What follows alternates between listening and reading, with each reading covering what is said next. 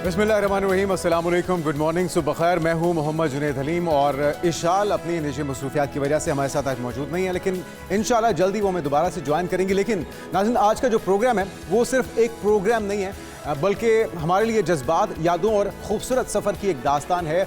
और हमें आपको ये बताते हुए बहुत दुख और तकलीफ़ हो रही है नाज़रीन कि आज हमारा ये आखिरी शो है। जी हाँ, आप सही सुन रहे हैं। आपने जिस एतमाद, मोहब्बत और तवज्जो के साथ हमारा साथ दिया है वो हमारे लिए किसी भी बड़े एजाज़ या हौसले से कम नहीं था, और ये सफ़र आसान भी नहीं था, मगर आपकी शमूलियत ने हर लम्हे को हमारे लिए कीमती बना दिया। और आज जो हम यहाँ आपके सामने खड़े हुए हैं, कोशिश की हमने कि आप तक वो बातें पहुँचाई जा सकें जो अहम हो, बर वक्त हों और आपकी ज़िंदगी से जुड़ी हुई हों। और हम उम्मीद करते हैं कि हम इस कोशिश में किसी हद तक कामयाब हो सके हों। हम आपके लिए सियासत के ऐवानों से लेकर खेल के मैदानों तक हक़ाइक़, तज्ज़िये और पस पर्दा कहानियाँ भी लाते रहे, ताकि आपको सिर्फ खबर नहीं पहुंचाई जाए बल्कि उसकी मुकम्मल समझ भी साथ में दी जा सके। इसी तरह से आलमी सियासत की बात करें, सिफारती महाज हों, पाकिस्तान की कामयाबियाँ हों या फिर बैनुल अक़वामी मामलात, आपको मुसलसल हमने आगाही फराहम की ताकि आप बाखबर भी रहें और साथ में बाएतमाद भी। इसी तरह से अगर सेहत के शोबे की बात कर ली जाए तो हमने आपका हाथ थामे रखा, छोटे बच्चों से लेकर बुजुर्गों तक दरपेश बीमारियां, मसाइल, उनके मुमकिना इलाज पर मुख्तलिफ डॉक्टर्स, हकीमों और टोटका एक्सपर्ट्स को भी आपके सामने लाते रहे, ताकि सिर्फ इलाज महंगे दामों ना हो, महंगे अस्पतालों में ना हो, बल्कि हर घर तक आसान जुबान में पहुंच सके। और एक मजबूत कौम की बुनियाद तालीम और तरबियत से होती है, उसे हम कैसे भूल सकते हैं। इसलिए नौजवानों और बच्चों की रहनुमाई, किरदार साजी और मुस्तकबिल की तैयारी के लिए हमने मोटिवेशनल स्पीकर्स, लाइव कोचेस के साथ बामकसद सेशंस भी किए, ताकि मायूसी के अंधेरों में उम्मीद का चिराग जलाया जा सके। और हम यहाँ पर भी उम्मीद करते हैं कि हम ये चिराग किसी हद तक जला सके हों। जिस्मानी फिटनेस, ज़हनी सुकून और बेहतर तर्ज ज़िंदगी के लिए हमने न्यूट्रिशनिस्ट और योगा एक्सपर्ट्स को भी आपसे मुतारिफ करवाया। और फिर वज़न में कमी के लिए सेहतमंद ज़िंदगी के अमली और काबिल अमल तरीके भी आप तक पहुंचाने की कोशिश करते रहे, क्योंकि सेहत ही असल दौलत है। आपके पास जितना मर्जी माल दौलत हो, अगर सेहत नहीं है तो फिर कुछ नहीं है। और ये सफ़र वाकई बहुत ही हसीन था, हमारे लिए एक शानदार याद थी। मगर आज जुदाई का लम्हा है और आप परेशान ना हो, हम आपके साथ ही हैं, क्योंकि आपके लिए ही हैं और आपके सबब ही यहाँ पर हैं। आज बस इस साल का आखिरी प्रोग्राम है और अगले साल फिर हम नई गर्म जोशी के साथ आएंगे, नई तवानाई के साथ आएंगे और मुख्तलिफ मौज़ूआत के साथ इसी स्क्रीन पर आपके सामने जलवागर होंगे। और आपका एतमाद हमारा सरमाया है और हम कतन ये नहीं चाहते कि ये सरमाया हमसे खो जाए। और ये सफ़र इंशाल्लाह जारी और सारी रहेगा। तो ये साथ यूँ ही बना रहे। आपका फीडबैक हमें चाहिए होगा, आपका साथ हमें चाहिए होगा। बढ़ते हैं आज की टॉप 5 स्टोरीज़ की तरफ, जिसमें सबसे पहले एक बड़ी डेवलपमेंट है जिस पर बात होगी, और वो है हमारी मईशत से जुड़ी हुई, जिसमें बहुत ही मस्बत खबरें आ रही हैं। और 2025 पाकिस्तानी मईशी तरक्की के लिए तेज़ी से गामज़न होता हुआ साल दिखाई दिया है। आलमी सतह पर एतराफ़, बुनियादी ख़तरात अब भी बरकरार हैं। और असल चीज़ जिस चीज़ का इंतज़ार, वो है अवाम की मयार ज़िंदगी, उसमें बेहतरी के समरात हमें कब महसूस होंगे। और इसका भी हम जायज़ा लेंगे प्रोग्राम के आगाज़ में। और फिर बात होगी आज के प्रोग्राम में हालिया साल पाकिस्तान के मुख्तलिफ इलाके कुदरती आफात की जद में भी रहे हैं। सैलाब हो, ज़लज़ला हो, माहौलियाती बहरान हो, इस सब की जद में हमारा प्यारा वतन रहा है। और 2026 जो है वो कहा जा रहा है कि 26% ज़्यादा शदीद होने का ख़दशा है। एक और ख़तरे की घंटी जो माहिरीन हैं उनकी तरफ से बजाई गई है। और क्या पाकिस्तान इस तबाही से निमटने के लिए तैयार है, इसका भी जायज़ा लेंगे। और साल 2025 खेलों के लिहाज से, स्पोर्ट्स के लिहाज से भी पाकिस्तान के लिए एक शानदार और यादगार साल रहा। किसने क्या क्या कामयाबी हासिल की और अभी 2026 के क्या अहदाफ होंगे, उसमें हमारे और कौन कौन से संग मील हैं जो अबूर करने हैं, इस पर भी बात होगी। और फिर बात होगी 2025 की। 2025 नाज़रीन पाकिस्तान के लिए फैसला कुन साल रहा, क्योंकि फील्ड मार्शल सैयद आसिम मुनीर की क़यादत में बनियानुल मसूस से आलमी सफारतकारी तक जो तारीख़ साज कामयाबियाँ पाकिस्तान ने हासिल की हैं, पूरी दुनिया उसकी मोतरफ़ है। और हमारा दुश्मन भी अब तो उसे मानने पर तस्लीम हो चुका है। उनकी अखबारात में पाकिस्तान की शसुर्खियाँ सुनहरी अल्फाज में और सुनहरी अंदाज में लिखी जा रही हैं। दुनिया पाकिस्तान की सलाहियतों की मोतरफ़ हो चुकी है। तो इस पर भी तफसीलन माहिरीन के साथ गुफ्तगू करेंगे। और साल के आखिर में बात यह करेंगे कि साल तो बदल गया मगर कराची के हालात अब भी नहीं बदले। आखिर कराची की किस्मत कब बदलेगी, इसका भी जायज़ा लेंगे। तो सबसे पहले बात कर रहे थे नाज़रीन सबसे अहम मामले की, जो कि मुल्की मईशत से जुड़ा हुआ है। साल 2025 पाकिस्तानी मईशत के लिए एक मस्बत और संजीदा तरक्की का साल साबित हुआ है। वजूहात क्या है? क्या क्या चीज़ें बेहतर हुई हैं जिसकी वजह से पाकिस्तान की रैंकिंग बेहतर हो रही है, आदाद शुमार बेहतर आ रहे हैं, और क्या आवाम भी इस बेहतरी को महसूस कर रही है, ये जानना भी बहुत ज़रूरी है। क्योंकि आर्मी मालियाती मंजरनामा जो है जिसके अंदर पाकिस्तान ने वो माशी कारकर्दगी दिखाई है जो कि कई उभरती हुई मईशतों के लिए भी एक मिसाल बन चुकी है। ब्लूमबर्ग के मुताबिक जून 2024 से सितंबर 2025 तक पाकिस्तानी मईशत ने एक ऐसा मुस्तहकम और मुतवाज़न नमू इख्तियार किया है जो दुनिया की बड़ी उभरती हुई मईशतों ने हासिल नहीं किया था। तो ये कैसे हुआ? गुज़िश्ता रोज़ भी हम देख रहे थे कि 1,75,000 से ज़्यादा का एक नया रिकॉर्ड बनाया है पाकिस्तान स्टॉक एक्सचेंज ने। तो ये सारी जो चीज़ें हैं ये पाकिस्तान की मईशत की मजबूती की तरफ ही इशारा दे रही हैं, लेकिन फिर भी आवाम इस तब्दीली को, इस मस्बत चेंज को किस तरह से महसूस कर रहे हैं, इस पर बात करते हैं। डॉक्टर शाहिद हसन सिद्दीकी साहब माहिर मईशत हमारे साथ मौजूद हैं। डॉक्टर साहब, आपको वेलकम कहेंगे पाकिस्तान मॉर्निंग में। डॉक्टर साहब, हम साल भर आपसे गाहे बगाहे मालूमात लेते रहे मईशत की बेहतरी के हवाले से, अगर कहीं कोई आजमाइश आई उस पर भी, लेकिन आप ना सिर्फ हमें गाइड करते रहे बल्कि ये भी इंडिकेट करते रहे कि गवर्नमेंट को किन किन मकामात पे अपना किबला दुरुस्त करने की ज़रूरत है। अभी ये जो ओवरऑल एक जायज़ा अगर लें 2025 का, तो कितनी बेहतरी आई है? आदाद शुमार की हद तक नहीं बल्कि लोगों की अमली ज़िंदगी तक। बहुत शुक्रिया आपका। बड़े अहम नुकात आपने उठाए हैं। पहली बात तो ये है कि 2025 में जो आईएमएफ का प्रोग्राम था वो जारी रहा, हमें अक़सात मिली। और दूसरी तो बात ये हुई कि जो दोस्त ममालिक के डिपॉजिट हैं वो उन्होंने उसकी तजदीद की, रोल ओवर किया। उसकी वजह से मईशत में इस्तेहकाम आ गया। अब कोई पाकिस्तान में डिफ़ॉल्ट की बात नहीं करता, ये तलवार हट चुकी है और ये एक बात बहुत ही खुशाइंद है। मगर दूसरी अहम बात ये हुई कि जैसे आपने भी तस्करा किया कि हमने अपने से बड़े दुश्मन को हमारी अफवाज ने शिकस्त फाश दी। और उसके बाद हमने देखा कि तेल की दौलत से मालामाल सऊदी अरब ने पाकिस्तान के साथ दिफाई मुआहदा किया। इन दोनों बातों से पाकिस्तानी कौम का, पाकिस्तानी अफवाज का और पाकिस्तान का वक़ार दुनिया में बुलंद हुआ। और पाकिस्तानी अब जो गुर्बत और बेरोज़गारी में फंसे हुए हैं उनका एतमाद बहाल हुआ मुस्तकबिल से। और मैं समझता हूँ कि ये बहुत बड़ी कामयाबी है। इसके बाद हमने देखा कि एक बड़े दहशतगर्द को हमने अमेरिका के हवाले किया। उसके बाद से अमेरिका का रवैया यकसर बदल गया, पाकिस्तान के साथ बड़ी मोहब्बत का इजहार करने लगे। और ट्रंप जो है अमेरिकी सदर, उन्होंने बहुत जोशीले अल्फाज में पाकिस्तान की अफवाज और पाकिस्तान के फील्ड मार्शल की तारीफ की। इसकी वजह से भी पाकिस्तान का वक़ार बुलंद हुआ। अब हमें 2026 में इन कामयाबियों से अमली तौर पर कामयाबी हासिल करनी है मईशत के मैदान में और जी हाँ, जो है वो मालियाती मैदान में। ये बड़ा अहम काम हमारे सामने होगा मेरे ख्याल से। बिल्कुल सही है। अच्छा, अच्छा, गुज़िश्ता रोज़ भी हम देख रहे थे डॉक्टर साहब के खबर आई SFFC की काविशों से दीगर ममालिक के साथ, मलेशिया के साथ भी एक डील हुई जिसमें हलाल मीट हमें उन्हें सप्लाई करना है। $14.5 मिलियन से ज़ायद का हलाल मीट हम ताजिकिस्तान को भी एक्सपोर्ट करने जा रहे हैं। जिस तरह से हम बात करते हैं मई के महीने की, उसके बाद वो महीना हमारे लिए हर सतह पे, सिफारती सतह पे, तजारती सतह पे, अस्करी सतह पे गेम चेंजर साबित हुआ है। दुनिया एक्नॉलेज करने लगी है पाकिस्तान के अंदर जो पोटेंशियल है। इससे पहले हम अफसोस के साथ कहना पड़ता है कि इमदाद पे ही मुनसर थे। हम IMF की इमदाद का इंतज़ार करते थे, किसी दोस्त मुल्क की इमदाद का इंतज़ार करते थे। तो अभी हमें किन किन शोबों में इन ताउन को, इन एफ़र्ट्स को मज़ीद बढ़ाना है कि हम खुद इंसारी की तरफ आ सकें और एक ज़रूरी मुल्क होने की हैसियत से IT सेक्टर, फ्रीलांसर्स की एक बुरी मार्केट है। फिर मुल्क के अंदर जो मवाद हैं, शोबे हैं, कहाँ कहाँ पर क्या क्या जो काम करने की ज़रूरत है जिससे बेहतरी आए, मजबूती आए। देखिए बात ये थी कि अगर हम इस साल का जायज़ा लें तो हमने देखा कि हमारी मईशत की शरह नमू तो बहरहाल सुस्त रही। जी हुकूमत ये भी मानती है कि जो हमारी गुर्बत बढ़ी है वो 44% हो गई, आलमी बैंक का कहना है। बेरोज़गारी भी बढ़ी है। महंगाई भी जो दिसंबर 24 में 4.1 थी, 6,000 अब 6,001 हो गई। निजकारी की भी बात हुई, PIE की निजकारी भी की। मगर जी जो हाँ, बुनियादी बात है वो ये है कि बैरूनी दुनिया से जो हम तिजारत की बात कर रहे हैं और जो है सरमायाकारी की बात कर रहे हैं, वो उस वक्त हासिल होगी जब हमारी खुद टैक्सों की वसूली जो है वो बढ़ेगी, क्योंकि 25,000 अरब रुपया सालाना कम है जो पाकिस्तान की इस्तेदाद से है। खुद प्राइम मिनिस्टर शहबाज शरीफ साहब ने कहा कि FBR ही 15,000 अरब रुपया कम वसूल कर रहा है। जी टोटल मिलाएं तो 25,000।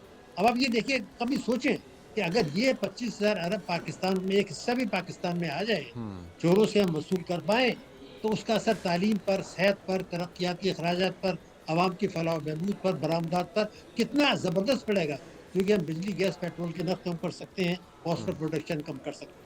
तो अशराफिया की मईशत को खैरबात कह के इस चीज़ को वसूल करना होगा। दूसरे, हमारी बचतों की शरह खत्ते में तकरीबन सबसे कम है, दुनिया में भी सबसे कम है, और मुल्क की सरमाकारी भी नहीं हो रही।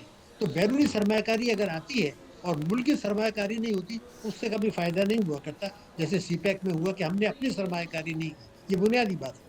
मगर हुकूमत ने एक और अभी कामयाबी का दावा किया, वो ये कि पीआईए की निष्कारी हुई, जो कि 20 साल के बाद बड़ी निष्कारी है, और जी। हुकूमत ये कह रही है कि हमें 135 अरब रुपए की जो है, इसमें हमने 75% हिस्से बेच दिए हैं। तो ये बुनियादी बात इसमें ये है कि हमने जो हमें मिले हैं वो 10 अरब रुपए के हैं, बिडिंग मैं प्राइस मैं जो है यही 10 जानना चाह अरब। रहा था कि हुकूमत जिससे अपनी विक्ट्री क्लेम कर रही है, क्या ये विक्ट्री है भी? और एक इतना बड़ा पाकिस्तान की पहचान जिसमें इतना पोटेंशियल हो, दुनिया की बेहतरीन जो रूट्स हैं उसके पास हो, उसकी मलकियत हो, तो उसे 10 अरब के एवज बेच देना, क्योंकि बाकी 125 अरब तो दोबारा से उस कंपनी को रन करने के लिए, पीआईए को रन करने के लिए हुकूमत उन्हीं को देने जा रही है जिन्होंने ये ख़रीदी है। तो ये एक सही ऑप्शन है या दूसरी कोई ऑप्शन ही नहीं थी, इस वजह से इसे इस्तेमाल किया गया? और फिर पीएनएस की भी 30% हिस्से बेचने की बात हो रही है, दीगर इदारों को भी प्राइवेटाइज कर देना ही बेहतर ऑप्शन होगी? देखिए, पहले हम पीआईए को देख लेते जी। हैं। 135 अरब हुकूमत कह रही है, ये गलत है। असल में ये है 10 अरब रुपए हुकूमत को मिले हैं। दुनिया जी। भर में कहीं सरमायाकारी को बिडिंग प्राइस में नहीं लिया जाता। तो अब ये बात, ये तो 10 अरब तो बहुत मामूली रकम है, इसलिए कि पीआईए के तकरीबन 170 ममालिक के साथ मुआहदात है लैंडिंग राइट्स का। ये मैं आपको यकीन दिलाऊं कि अगर कोई भी पार्टी, नई एयरलाइन कई सौ अरब रुपए खर्च करे, इन्वेस्ट करे, और 50 वर्षों में भी वो अब 170 मुल्कों के लैंडिंग राइट्स नहीं ले सकते। ये था पाकिस्तान की पीआईए का असासा। उसको तो हमें बैलेंस शीट के बजाय इसको देखना चाहिए था। हमें जी। ये देखना चाहिए था कि 25 करोड़ पाकिस्तानी हैं जो सफर कर रहे हैं, 40 करोड़ ओवरसीज पाकिस्तानीज है, उम्रा है, हज है, ये जो पोटेंशियलिटी थी, तो जो फील्ड मार्शल साहब ने और पाकिस्तानी फौज ने कामयाबी हासिल की थी, तो मैं तो ये चाहता था कि इस कामयाबी से हम अमेरिका से और दोस्त मुल्कों से बात करते कि जनाब हमें हमें जहाज लीज पे चाहिए, कोई हमें जहाज 50-60 होने चाहिए पाकिस्तान के पास, जी। एफडीआई लें, लीज पर लें, इसको कई सौ अरब रुपए का मुनाफा कमाते। अब ये 10 अरब में बेचे है, रेफरेंस प्राइस थी इसकी 100 अरब रुपए है, यानी अगर रेफरेंस प्राइस से आपने कम बेचा है तो जी। वफाक को जब इख्तियार ही नहीं है, ये होता गैर कानूनी होगा, क्योंकि 100 अरब से कम पे तो आप बेच नहीं सकते। तो मैं ये चाहता हूँ कि हुकूमत जो है SIFC इस बात पर गौर करे कि भाई इसको किस तरीके से इसको ठीक किया जाए, क्योंकि गैर कानूनी भी है, और हम इसको कह सकते हैं ये कौड़ियों के मूल, और खुद हुकूमत समझते हैं कि कौड़ियों के मूल है, इसीलिए वो 10 अरब की चीज़ को 135 अरब कह रहे हैं। तो ये लग रहा है कि पोटेंशियलिटी को सिर्फ देखें कि हेडलाइंस को बेहतर बनाने के लिए वो जो लास्ट ईयर हुआ था, वो भी 10 अरब की बोली थी, उसमें बड़ी तनकीद हुई थी, उसको कवर अप करने के लिए स्ट्रैटेजी अपनाई गई है। बहरहाल अगर इसी तरह से प्राइवेटाइज करना है तो दीगर इदारों को प्राइवेटाइज करना सूदमंद रहेगा। और नहीं, आपको देखिए, लगता है कि ये पाकिस्तान की मईशत में एक बेहतर किरदार अदा कर पाएगा प्राइवेटाइजेशन का मामला? देखिए, निजकारी भी करनी ज़रूरी होती है, लेकिन मैं कहता हूँ जैसे कि आप कौमी असास से एक तो सिर्फ पाकिस्तानियों को बेचें, लेकिन पहले हम ये देखें कि अभी जो हमने 91 से अब तक जो हमने निजकारी की है वो तो नाकाम रही है। बहुत से इदारे बंद हो गए, बहुत सी सनतें जो थी वो हमने निजकारी की, उन्होंने उसके प्लॉट बना के बेच दिए। बहुत से इदारे में तो ये नाकाम रहा है। तो जी। जब तक रेगुलेटर्स का रोल सही नहीं होगा, रेगुलेटर्स इफेक्टिव नहीं होंगे, उसके ऊपर निगरानी नहीं होगी, ये नाकाम रहेगा, जो पाकिस्तान का मसला है। और दूसरी चीज़ है कि जब आपकी मईशत दस्तावेजी नहीं है तो गलतकारियाँ करते हैं। तो अब इसमें मईशत को बेहतर बनाने के लिए तो हमारा तो अब भी यही समझते हैं कि इस्लामी निज़ाम मईशत बेहतरीन है, और एक बड़ी कामयाबी हमें हासिल हुई कि जब अभी स्टेट बैंक ऑफ पाकिस्तान ने पहली दफ़े को 23 बरस के बाद ये तस्लीम कर लिया को 24 दिसंबर को कि जी। इस्लामी बैंकारी जो है सिर्फ नाम की नहीं होनी चाहिए, बल्कि अमली तौर पर जो है वो इसका मुजाहरा होना चाहिए। ये बात दुरुस्त। इसलिए अहम है कि मैंने खुद सितंबर में मेरी किताब शाये हुई थी, जो पाकिस्तान में और दुनिया भर में उसका डिस्कशन हुआ है, पजीराई हुई है। उसका नाम था इस्लामी बैंकारी, गैर सूदी या सूदी व इस्तेसाली। इसमें मैंने ये कहा था कि इस्लामी बैंक जो हैं, इनको इस्लामी बैंक कहना दुरुस्त नहीं है, ये तो बिलासूदी बैंक भी नहीं है। जी हाँ। ये अच्छा, खातेदारों ये जो को अभी सूदी बैंक में डॉक्टर साहब आपने बात की थी कि एफबीआर ने 25,000 अरब अपनी जो उनका हदफ था उससे कम कलेक्शन की है, तो अवाम की तो कमर टूट गई है हर चीज़ पे उन्हें बेतहाशा, ख़ासतौर पे जो मुलाजमत पेशा लोग हैं, जो एक आम पाकिस्तानी है, वो एक साबुन की टिकिया भी लेने जाता है, एक कार्ड को भी, जो मोबाइल फ़ोन का कार्ड होता है उसको रिचार्ज करता है 100 रुपये का, उस पर भी उसको टैक्स देना पड़ता है। पेट्रोल की फ़ी लीटर जो लेवी है वो भी बेतहाशा है। तो इसके बावजूद 25,000 अरब की जो कमी है, इसकी वजह क्या है? क्या बड़े जो टाइकून्स हैं, जो मगरमच्छ हैं, उनको रियायतें दी जा रही हैं? और अगर उन्हें रियायतें दी जाती रहेंगी तो फिर अहदाफ कैसे पूरे होंगे? क्योंकि हमें तो ये भी मालूम हुआ है कि पीटीए का भी ये इल्ज़ाम है कि जो एक सेल फ़ोन के ऊपर लाखों रुपए का टैक्स है, जो पीटीए अप्रूव करने के लिए देना पड़ता है, वो भी एफबीआर के खाते में जाता है। तो फिर ये कहाँ जा रही है सारी आमदनी, और बड़े मगरमच्छों को क्यों इतना आसानी से क्लीन चिट दी जा रही है? देखिए, मैंने ये अर्ज किया था कि प्राइम मिनिस्टर साहब ने ये कहा है कि एफबीआर इस तादाद से 15,000 अरब रुपया सालाना कम वसूल कर रहा है, सिर्फ एफबीआर। फिर मैंने आपको बताया था कि एफबीआर के अलावा सूबे भी हैं, दूसरे भी हैं, वो मिलाए तो 25,000 अरब रुपये सालाना का हमें इस तादाद से कम वसूली हो रही है। और ये पाकिस्तान की मईशत की तबाहकारियों, आवाम की मजबूरियों का, गुर्बत, बेरोजगारी, 26 मिलियन बच्चे स्कूल नहीं जा रहे, जो दुनिया की सबसे बड़ी तादाद है, इलाज मुआवजा नहीं, सब इसकी वजह से। और ये अशराफिया की मईशत है। ना पार्लियामेंट भी नहीं चाहती है कि ये चोरी रुके, काबीना भी नहीं चाहती, सियासी पार्टियां भी नहीं चाहती। इस वक्त 3 पार्टियों की हुकूमत है सूबों में, तीनों पार्टियां नहीं चाहती, क्योंकि अशराफिया का मामला है। तो जब 59,000 आदमी जो हैं वो सिर्फ गोशवारे दाखिल करेंगे, 2.5 करोड़ आदमियों को अल्लाह का शुक्र करना चाहिए कि उनकी इतनी आमदनी है कि वो टैक्स दें। बड़े इसलिए कि प्रॉपर्टी में आप देख लीजिए कि अगर 25 करोड़ की प्रॉपर्टी है तो 10 करोड़ में बिक रही है हुकूमत के कानून के मुताबिक, तो वो चोरी हो रहा है। फिर तरसीलात की वजह से बड़ा नुकसान हो रहा है। रेमिटेंसेज जो है, हम दुनिया में वाहिद मुल्क है शायद जिनकी रेमिटेंसेज इतनी ज्यादा है और बरामदात कम है। भारत को आप देख लें कि वो हमसे बरामदात उसकी 25 गुना है, मगर रेमिटेंस उसकी सिर्फ 3 गुना है।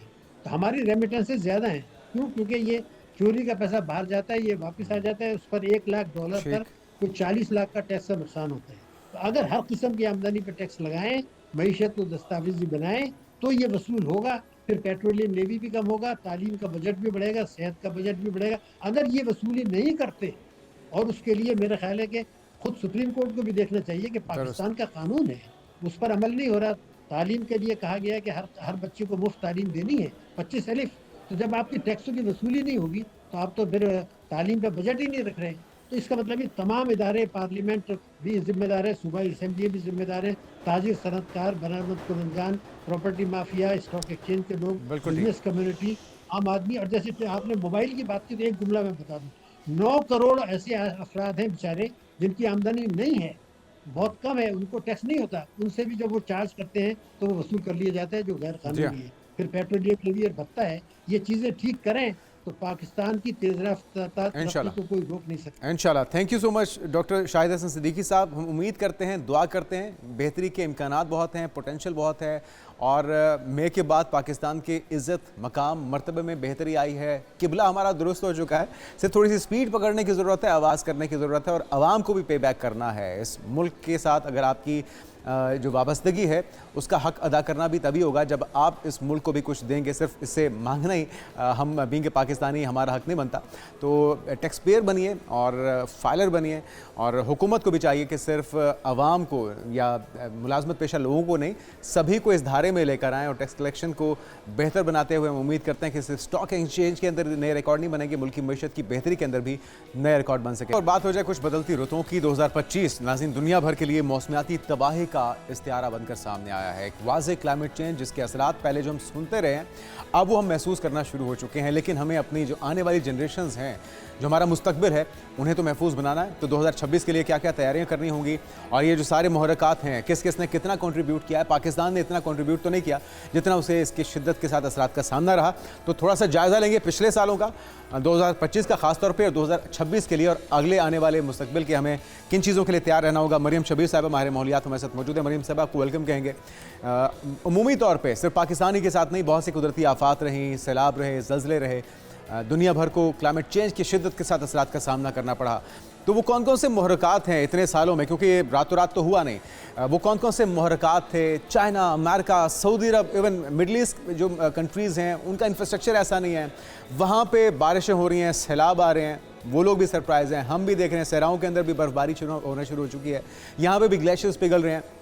अभी दिसंबर पूरा गुजर गया और अभी तक हमें वो शिद्दत महसूस ही नहीं हो रही जो अमूमी तौर पे हम देखते थे। तो एक तो पहले मुहर्रिकात पे बात कर लेते हैं, क्या रीज़न्स हैं, क्या उसमें फिर हम किरदार अदा कर सकते हैं इंडिविजुअली भी और हुकूमती सतह पे भी? जी, बिल्कुल, आप देखिए कि जो क्लाइमेट चेंज का जो मोस्ट इम्पोर्टेंट और मोस्ट प्रेवेलेंट जो कल्प्रिट है, हमें पता है कि वो ऑयल, गैस और फॉसिल फ्यूल का इस्तेमाल है। और जितने भी ये आपके अमीर ममालिक हैं, जिनको दूसरी टर्म्स में बोलते हैं ग्लोबल नॉर्थ, ये आपकी बहुत ज़्यादा जो है वो इसका इस्तेमाल करते हैं, जिसमें आपके बड़े रिच ममालिक हैं, जिसमें अरब ममालिक भी आपके हैं, और अमेरिका, चाइना, इंडिया, और यूरोपियन कंट्रीज़ भी काफ़ी इसमें इंक्लूड हैं। तो वो ऑफ कोर्स इतने दहाइयों से जो इसका इस्तेमाल कर रहे हैं, वो आपके जो एटमॉस्फेयर में जो दर्जा हरारत होता है, उसके चेंज होने का सबब बनते हैं। एक तो ये होता है इंटरनेशनल फैक्टर, एक होता है आपका रीजनल फैक्टर, जैसे पाकिस्तान के रीजन में जो इर्द गिर्द आपके इलाके हैं और इर्द गिर्द ममालिक में क्या एक्टिविटीज़ हो रही हैं, वो भी आपके क्लाइमेट को मुतासर करती है। और फिर आपके आते हैं डोमेस्टिक फैक्टर, जो कि आपके पाकिस्तान के अंदर जो है वो डोमेस्टिक फैक्टर्स क्या चल रहे हैं, वो भी आपके क्लाइमेट को मुतासर कर रहे होते हैं। तो ये जो कंबाइंड आपका इफेक्ट आपको नज़र आता है क्लाइमेट चेंज का, यही आपको उसके असरात भी इसी तरह से आपको नज़र आते हैं। और इस दफ़ा भी हमने काफ़ी सरप्राइजिंग किस्म के जो है वो क्लाइमेट चेंज इम्पैक्ट देखे। पाकिस्तान के हिसाब से तो सरप्राइजिंग नहीं थे, क्योंकि हमने पहली दफ़ा तो सैलाब नहीं देखे, हमेशा से देखते आए हैं। लेकिन इस दफ़ा चूँकि पंजाब काफ़ी वर्स्ट जो है वो हिट था, केपी काफ़ी वर्स्ट हिट था। इसके अलावा जो डोमेस्टिक लेवल पे जो बारिशें थी, उनकी वजह से काफ़ी ज़्यादा हुए, रिवराइन फ्लड थे, तो मल्टीपल किस्म के चैलेंजेस थे। फिर ग्लेशियर मेल्टिंग थी, लेकिन साथ ही साथ हमने पूरी दुनिया में ये भी देखा कि मिसाल के तौर पर सऊदी अरब में कुछ दिन पहले जो है वो बारिशें हो रही थी, दुबई में काफ़ी बारिशें नेचुरली हुई, उनको आर्टिफिशियली इंड्यूस करनी पड़ती थी। तो बहुत सारे दुनिया में ऐसे इलाके हैं जो जब बनाए गए तो वो इस लिहाज से डिज़ाइन ही नहीं कभी किए गए थे कि इन इलाकों में कभी बारिशें होंगी या बर्फबारी होगी, तो उस हिसाब से फिर आपके सफरिंग्स भी उसी हिसाब से होती हैं। तो Pakistan is no exception to that. Pakistan globally देखें तो पाकिस्तान इतना ज़्यादा एमिट नहीं करता, फॉसिल फ्यूल या ऑयल का इस्तेमाल इतना नहीं करता, इतना मेजर पोर्शन उसका नहीं है। लेकिन फिर भी पाकिस्तान जो है वो तकरीबन हर साल जो है वो या हर दूसरे से तीसरे साल सैलाब से हम मुतासर होते हैं। हीट वेव्स हमारे यहाँ होती हैं, जिसमें आप देखें कि जैकबाद और सिद्दी हमारे ऐसे इलाके हैं जो नॉन लिवेबल हैं। आपके जो इंटरनेशनल रिपोर्ट्स उन्होंने डिक्लेयर किए हुए हैं कि इंसान के रहने के काबिल जगह नहीं है वो। इसी तरह हम देखते हैं कि मौसम बहार शुरू होते ही यालाबारी होगी, जिसकी वजह से फ्रूट ऑर्चर्ड्स जो हमारे थे, बागात थे, वो काफ़ी ज़्यादा तबाह हुए थे, नुकसान हुए थे। फ्लडिंग से काफ़ी नुकसान हुए, फिर हीट वेव्स की वजह से काफ़ी नुकसान हमें हुए, फिर स्मॉग की वजह से हमने देखा कि इतने एक्सीडेंट्स, आपकी इतनी फ्लाइट्स कैंसिल होती हैं, आपके जो डोमेस्टिकली रोड ट्रांसपोर्टेशन के थ्रू जो बिजनेसेस होते हैं वो आपके मुतासर होते हैं, एजुकेशन सेक्टर आपका मुतासर होता है। अनफॉर्चुनेटली आपके जितने भी ये जो क्लाइमेटिक इवेंट्स पाकिस्तान में होते हैं, उसको डॉक्यूमेंट करने का कोई 100% कोई एक्यूरेट तरीका है नहीं। मिसाल के तौर पर आप देखें कि एक फिगर जो है वो आपके एनडीए में देने की कोशिश करता है, जैसे कि 2025 के सैलाब का फिगर जो उन्होंने बताए हुए हैं, 1000 से ज़ायद अमवात हुई सिर्फ सैलाब की वजह से। इसी तरह 1000 से ज़ायद जो है वो माजूर हो गए किसी न किसी वजह से। फिर इसी तरह हम ये देखते हैं कि 2 लाख से ऊपर हमारे हाउसेस तबाह हुए लोगों के, 800 के करीब जो ब्रिजेस हैं जिनको पुल कहते हैं वो तबाह हो गए। इसका मतलब ये कि जो आप सड़कें और पुल जो कनेक्ट करते हैं आपको, वही तबाह हो गए। तो लोग, तो मरियम साहबा, ये जो तबाही है ये अभी यूँ कहा जाए कि आगाज़ है तो गलत नहीं होगा, और अभी जिस तरह आप भी अदाद शुमार बता रही हैं इंफ्रास्ट्रक्चर के, इंसानी जानों के, अगर माली नुकसान की बात की जाए तो आलमी सतह पर जो कुदरती आफात से नुकसान हुआ है लगभग 306 बिलियन रुपीस से ज़्यादा का नुकसान रिपोर्ट हो चुका है। तो आपको लगता है कि दुनिया मुतहम्मिल हो सकती है इन नुकसानात की? और कुछ चीज़ें तो कुदरती हैं, लेकिन सब कुछ तो हम कुदरत पर नहीं डाल सकते। जो हमने खुद कंट्रीब्यूट किया इंसानों ने, जिस तरह से टिम्बर माफिया हो गया, दरख्तों का काटना हो गया। अभी कल ही मैं एक फुटेज देख रहा था जहाँ पे मुजफ्फराबाद के इलाके में कुछ मकामी लोग जला के कुछ फेंक रहे थे ताकि वहाँ पे एक आग बनाई जा सके और फिर वो टिम्बर माफिया एक्टिव हो और वहाँ पे दरख्तों की कटाई और चंद रुपयों की खातिर या चंद लाख की खातिर वो पूरे जंगल को जलाने की कोशिश करें। तो इस तरह के बेशुमार वाक़यात हैं। फिर कब्ज़ा माफिया है जो वहाँ पे दरियाओं के रास्तों पे, रूट्स पे वो बनाए हुए हैं। पॉल्यूशन का मामला, तो ये सारे अवामिल तो हम खुद ही अपने पैदा किए हैं। इसके अंदर हमें और हुकूमत को फिर क्या करने की ज़रूरत है जंगी बुनियादों पे, ताकि 2026 या आने वाले साल उतने तबाहकुन ना हो, क्योंकि 26% कहा जा रहा है कि इस बार से ज़्यादा मानसून की शिद्दत का सामना होगा पाकिस्तान को। जी, एब्सोल्युटली देखिए एक तो जो पॉलिसी इंस्ट्रूमेंट्स हमारे पास मौजूद हैं, हमारे पास पॉलिसी डॉक्यूमेंट्स हैं, हमारे पास लॉज़ हैं, चाहे वो फॉरेस्ट रिलेटेड हैं, चाहे आपके वाटर रिलेटेड हैं, चाहे आपके एनवायरनमेंट रिलेटेड हैं, हमारे पास एक्ट्स मौजूद हैं, क्लीन एयर एक्ट भी हमारे पास मौजूद है।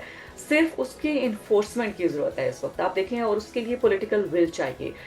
लेकिन कुछ चीज़ें ऐसी हैं जो बहुत ज़्यादा और भी करने की ज़रूरत है। मिसाल के तौर पे आपने जैसे इलीगल लॉगिंग की बात की, जो दरख्त काटे जाते हैं, तो जो लोकल्स हैं मैं उनको तो ब्लेम नहीं करती, क्योंकि उनके पास गैस नहीं है कि वो गैस को जला के, उनके पास वो फैसिलिटी ही नहीं है कि वो अपना खाना पकाएं, तो उनको तो लकड़ी चाहिए, जंगल से काट के करेंगे। लेकिन कुछ लोकल अनासिर जो टिम्बर माफिया को हेल्प आउट कर रहे होते हैं, उनको डेफिनेटली उस पर हुकूमत को अपनी ग्रिप जो है वो मजबूत करने की ज़रूरत है, उनके खिलाफ एक्शंस लेने की ज़रूरत है। इसी तरह जो आपके हॉस्पिटैलिटी सेक्टर का एक माफिया है जो आपके दरियाओं के ऊपर उन्हें बिल्ड किए हुए हैं, उनको डिमोलिश करने का हुक्म तो दिया था प्राइम मिनिस्टर शहबाज शरीफ साहब ने। तो देखते हैं कि उस पर किस कदर अमल दरामद होगा, ताकि जो अगले साल सैलाब आएंगे उसके नुकसान को बचाया जा सके।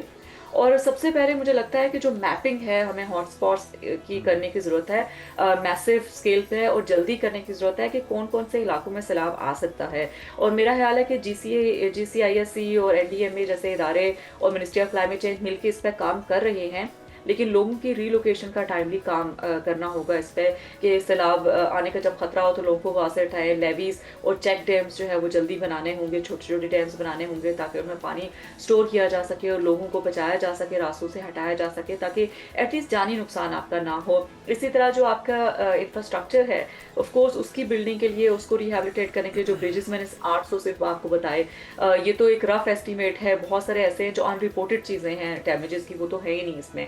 तो उसके लिए आपको फाइनेंस चाहिए, और फाइनेंस बहुत बड़ा प्रॉब्लम है पाकिस्तान के लिए, क्योंकि इंटरनेशनल एजेंसीज जो हमारी हैं, जो इंटरनेशनल इदारे हैं, वो लॉस एंड डैमेज में ना तो इतना कंट्रीब्यूट आपके कर रहे हैं, ना क्लाइमेट अडेप्टेशन फंड में इतना ज़्यादा कंट्रीब्यूट कर रहे हैं। जो हमें थोड़े बहुत फंड्स मिलते भी हैं वो छोटे छोटे प्रोजेक्ट्स की फॉर्म में मिलते हैं और कंडीशंस के साथ मिलते हैं।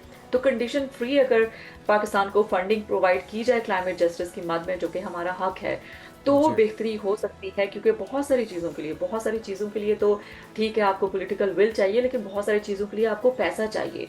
लोगों को दोबारा आबाद करने के लिए, उनके क्लाइमेट रेजिलिएंट इंफ्रास्ट्रक्चर बनाने के लिए, पुल दोबारा रिकन्स्ट्रक्ट करने के लिए, जो सड़कें आपकी जो है वो 2500 स्क्वायर किलोमीटर से ज़्यादा जो आपकी तबाह हो गई हैं, उनको दोबारा से कंस्ट्रक्ट करने के लिए, रेलवेज जो आपकी तबाह हो गई हैं सैलाबों की वजह से, इन सब के लिए आपको पैसा चाहिए है। तो ये बहुत बड़ा चैलेंज है। मेरा ख्याल है कि जो डोमेस्टिक हमारे रिसोर्सेज हैं उसको मोबिलाइज करते हुए मुझे लगता है कि अगर कुछ प्रोग्रेस हमारी गवर्नमेंट्स कर लें तो नुकसान से बचा जा सकता है। क्योंकि हम 30 सालों से परसू करने की कोशिश कर रहे हैं इंटरनेशनल कम्युनिटी से कि हमारे जो क्लाइमेट जस्टिस की मद में हमें फाइनेंस दें, हमें हमारा हक है, वो आपको उस तरह से नहीं दे रहे हैं। और मेरा नहीं ख्याल कि ये जो पिछली भी कॉन्फ्रेंस ऑफ पार्टीज पार्टी आपकी हुई थी, उसमें भी आपके 25 में से एक बंदा आपका जो है वो ऑयल लॉबी का था। सबसे ज़्यादा परसेंटेज जो ब्राज़ील में कॉन्फ्रेंस हुई है इसमें आपकी ऑयल लॉबी की थी। तो वो आपके टेक ओवर करते जा रहे हैं निगोसिएशंस के ऊपर। वो कभी क्लाइमेट चेंज निगोसिएशंस को इतने सक्सेसफुल नहीं होने देंगे मूविंग फॉरवर्ड, क्योंकि उनके पास पैसा है, तो वो इन्फ्लुएंस होते हैं आपके ऊपर। तो इंटरनेशनल लेवल पे तो उम्मीद नहीं रखनी चाहिए कि आपको कोई बहुत ज़्यादा फंड्स मिलेंगे तो आप चेंज लाएंगे। Locally he political will say हमें जो है वो चेंजेस लाने पड़ेंगे। तमाम स्टेक होल्डर्स को बैठना होगा और जंगी बुनियादों पे, हंगामी बुनियादों पे क्लाइमेट चेंज के असरात से बचने के लिए इकदाम करने होंगे। अभी भी गवर्नमेंट की तरफ से काफ़ी इनिशिएटिव लिए गए हैं, काफ़ी काम हो रहा है, लेकिन इसमें और बेहतरी की और ज़्यादा इसे मौसर बनाने की ज़रूरत है। बहुत शुक्रिया मरियम शबीर साहबा, हमारे माहौलियात हमारे साथ मौजूद थी। चैलेंजेस बहुत, और अब ये मुस्तकबिल का ख़तरा नहीं रहा क्लाइमेट चेंज, बल्कि इस वक्त हाल में जो हम महसूस कर रहे हैं वो क्लाइमेट चेंज ही के असरात हैं, और ये आने वाले सालों में मज़ीद शदीद हो सकते हैं अगर इस पर फौरी कोशिश या इसमें सब ने कंट्रीब्यूट ना। खेलों की बात की जाए तो 2025 का हम क्योंकि जायज़ा ले रहे हैं हर शोबे के अंदर, खेलों में 2025 पाकिस्तान के लिए एक ऐसा साल बनकर उभरा है नाज़रीन, जो कि कामयाबियों, नाकामियों, उम्मीदों और सवालात सबका एक मजमुआ था, एक कॉम्बिनेशन था। और ये साल जहां एक तरफ पाकिस्तानी स्पोर्ट्स के लिए फ़ख्र के लम्हात लेकर आया, वहीं दूसरी जानिब कौमी खेलों के निज़ाम, फैसलों और उनके तसलसल पर भी कई सवालात इसने छोड़ दिए हैं। तो साल के आगाज़ में पाकिस्तान ने आईसीसी चैंपियंस ट्रॉफी की मेज़बानी की, जो कि हमारे सबके लिए बीइंग पाकिस्तानी बड़े एजाज़ की बात थी।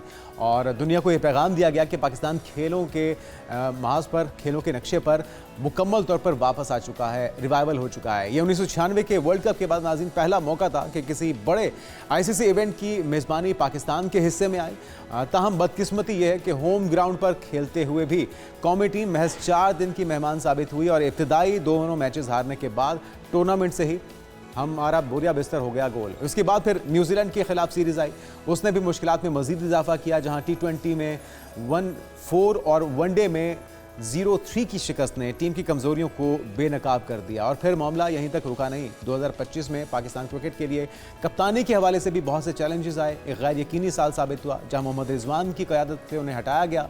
T20 टीम में सलमान अली आगा, जबकि वनडे टीम शाहीन आफरीदी के सुपुर्द की गई।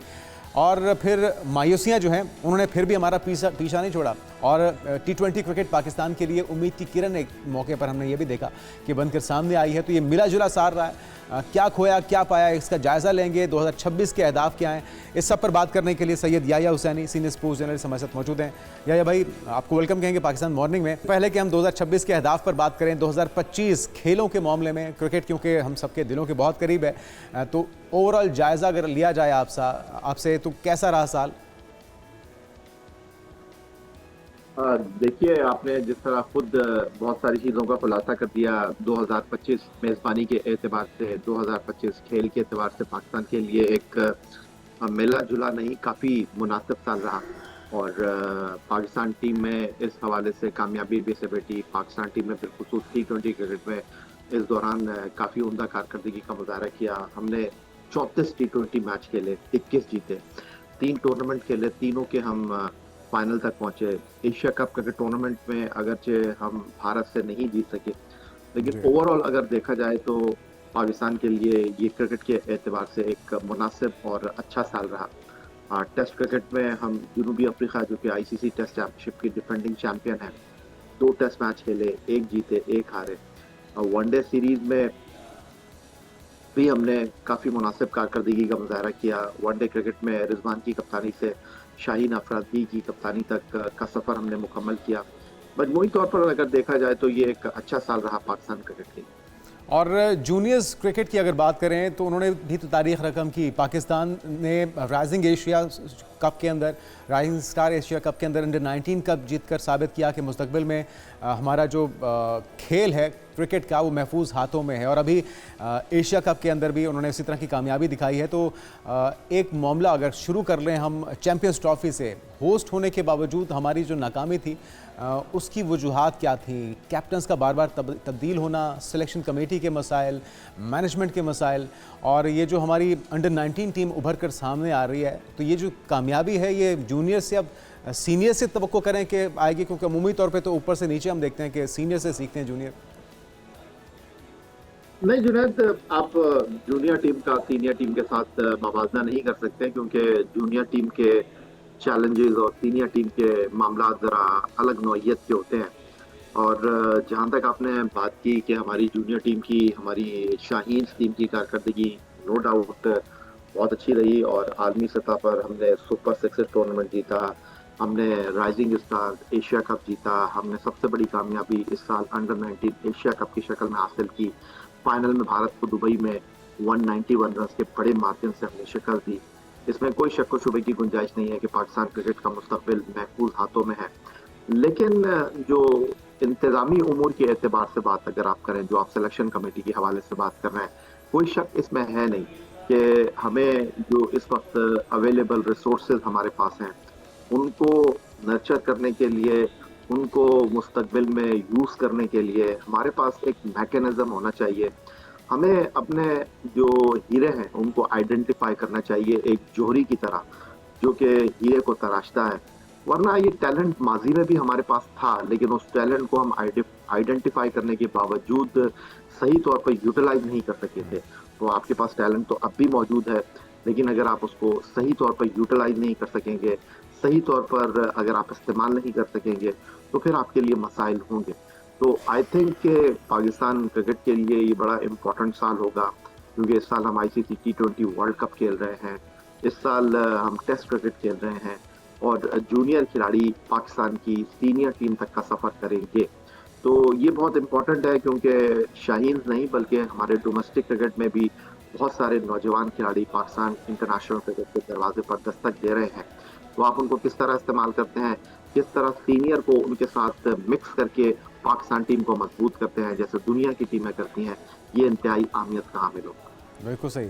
तो हमारी ढेरों दुआएं और बेस्ट विशेस तो उनके साथ ही हैं क्योंकि चैलेंजेस बहुत से हैं, उन चैलेंजेस पर भी बात करते हैं। लेकिन अगर अरशद नदीम की बात की जाए तो उनकी जो कामयाबी है 2025 के अंदर भी देखा उन्होंने इवेंट्स अपने नाम किए हैं, तो इसको इनफरादी कामयाबी समझा जाए या फिर उनको समझा जाए कि उनको सपोर्ट किया गया उनकी ट्रेनिंग में और जिस तरह से उन्होंने ओलंपिक में रिकॉर्ड बनाया था, तो ये किसका क्रेडिट किसका है? अरशद नदीम जैसे जो हम देख रहे हैं कि वर्ल्ड रिकॉर्ड्स भी बन रहे हैं पाकिस्तान की तरफ से।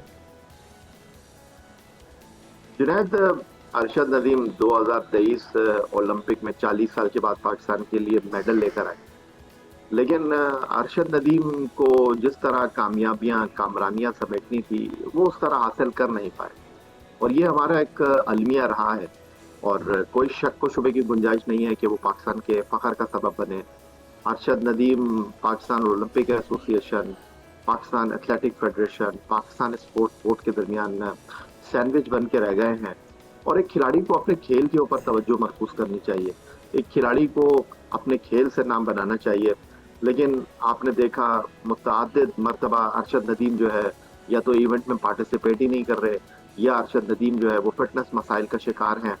जिस तरह की उनकी कारकर्दगी होनी चाहिए थी आलमी सतह पर ओलंपिक में गोल्ड मेडल रिकॉर्ड थ्रो के साथ जीतने के बाद वो बजाय आगे जाने के वो पीछे आ रहे हैं।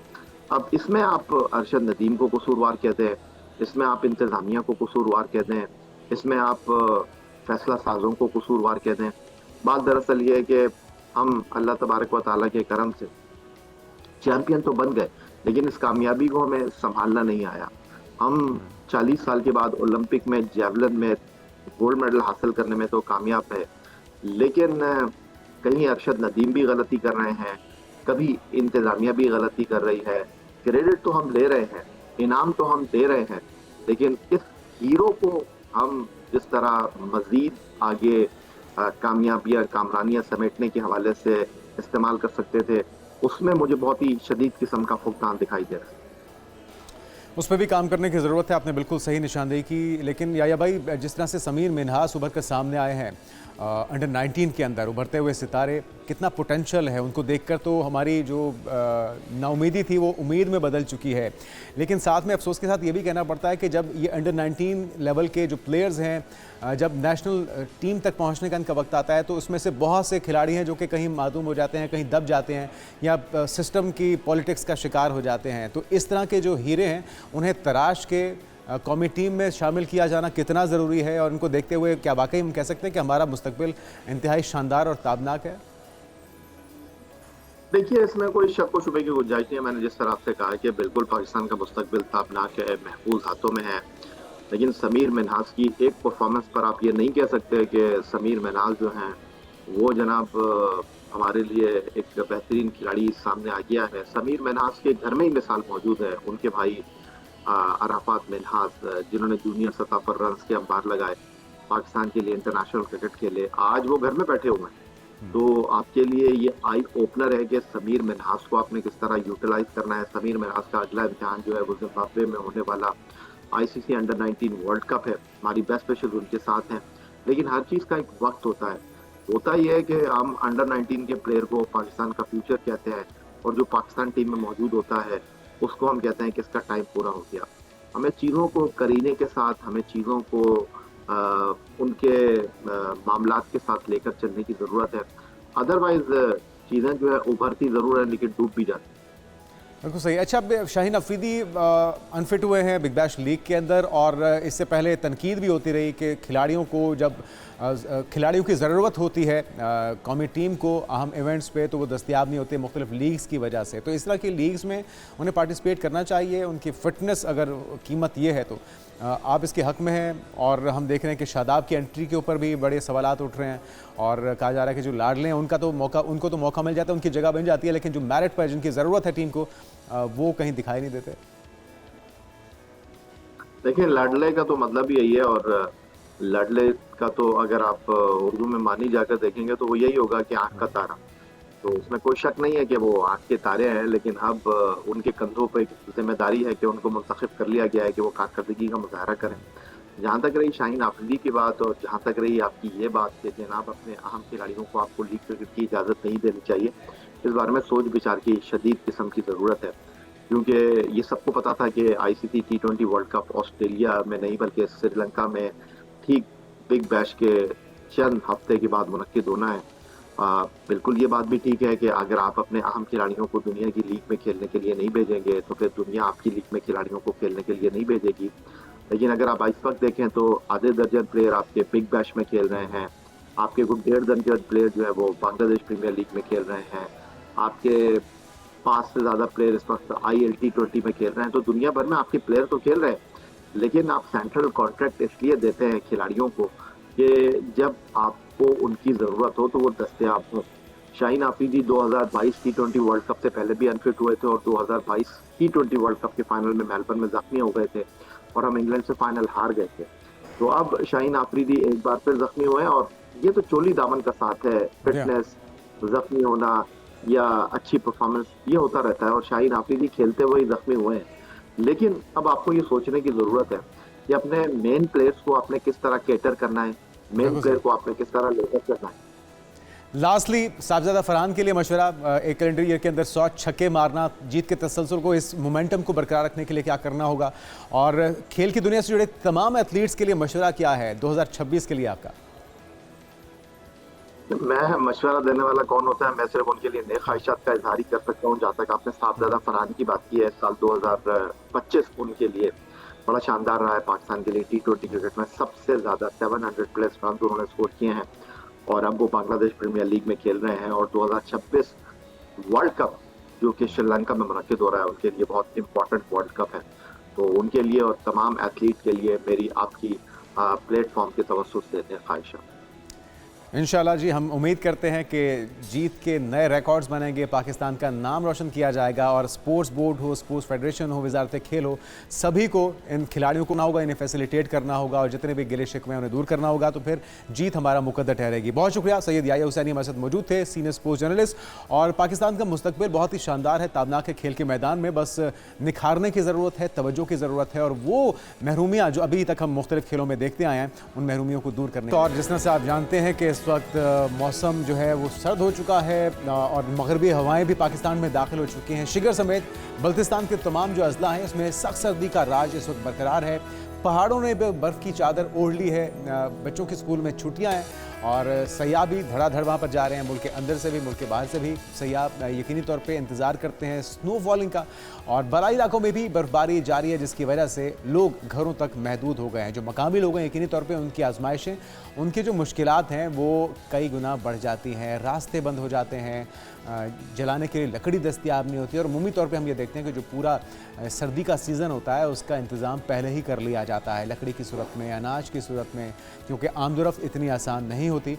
जबकि ज़मीनी राब्ते भी शहर से मुनक़ता हो जाते हैं। तो आवाम सर्दी से कितने मुतासर हो रहे हैं, टूरिस्ट किस तरह से एंजॉय कर रहे हैं, क्या क्या चीज़ें हैं जो उनको करनी चाहिए, इस सारी सूरत हाल का हम जायज़ा लेंगे। हमें हमारे नुमाइंदे फैसल दिलशाद वहाँ से ज्वाइन करेंगे और हमें बताएंगे कि शिगर समेत बल्तिस्तान के तमाम अजला सख्त सर्दी का सामना कैसे कर रहे हैं, मुकाबला कैसे कर रहे हैं और रास्तों की सूरत हाल क्या है, ये भी उन्हीं से हम जानने की कोशिश करते हैं। तो फतेहुल्लाह बताएगा कि चित्राल का मौसम इस वक्त कैसा है, जो सयाह हैं क्या वो उस तरफ आ रहे हैं जिस इलाके में आप मौजूद हैं, मकामी लोगों को किन चैलेंजेस का सामना करना पड़ता है इस सख्त मौसम में। जी बिल्कुल, चित्राल में एक बार फिर बारिश और बर्फबारी का सिलसिला रात गए अब तक जारी है, जिसकी वजह से यहाँ पे सर्दी की शिद्दत में गैर मामूली इजाफा हुआ है। अगर बात करें चित्राल शहर की, तो चित्राल शहर में रात गए अब तक वक्फे से बारिश का सिलसिला जारी है हो रही। उसके अलावा बात करें चित्राल के वादी आयोन और द्रोश की, तो वहाँ पर बारिश का सिलसिला जारी है। उसके साथ अगर बात करें वादी कैलाश की, तो कैलाश के वादी बम्बुरैत में बर्फबारी का सिलसिला रात गए अब अब तक जारी है। उसके साथ बरीर के बास मकामात पर बारिश, जबकि बास मकामात पर बर्फ़बारी है। उसके अलावा वादी रंबूर में भी ये सूरत हाल है, वहाँ पे भी बास मकामात पर बारिश और बास मकामात पर बर्फ़बारी का सिलसिला जारी है। अगर बात करें लोअर चित्राल की, वादी गर्म चश्मा में भी, वहाँ पे भी पहाड़ी जो सिलसिले है वहाँ पे बर्फ़बारी है, जबकि बास मकामात पर बारिश का सिलसिला जारी है। उसके अलावा बात करें लोअर चित्राल की मदगलश की, तो सबसे ज़्यादा वहाँ पे बर्फ़बारी रिकॉर्ड होने की चांसेस हैं।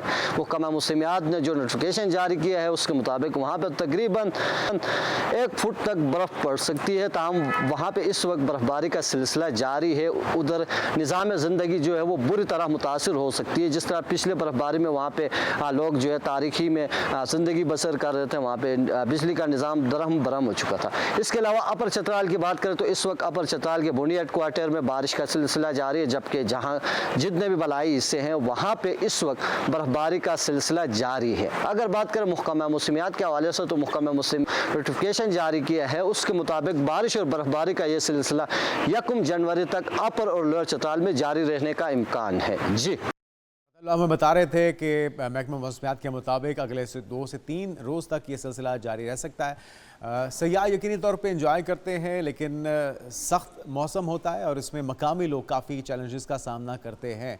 जिस तरह से आपको हमारे नुमाइंदे भी बता रहे थे कि शदीद बर्फ़बारी हुई है, बारिश हुई है, उसके बाद सर्दी की शिद्दत में भी इजाफा हो गया, रास्ते भी बंद हो जाते हैं और जो इंतज़ामिया यकीनी तौर पे उसमें मुतहरिक होना पड़ता है।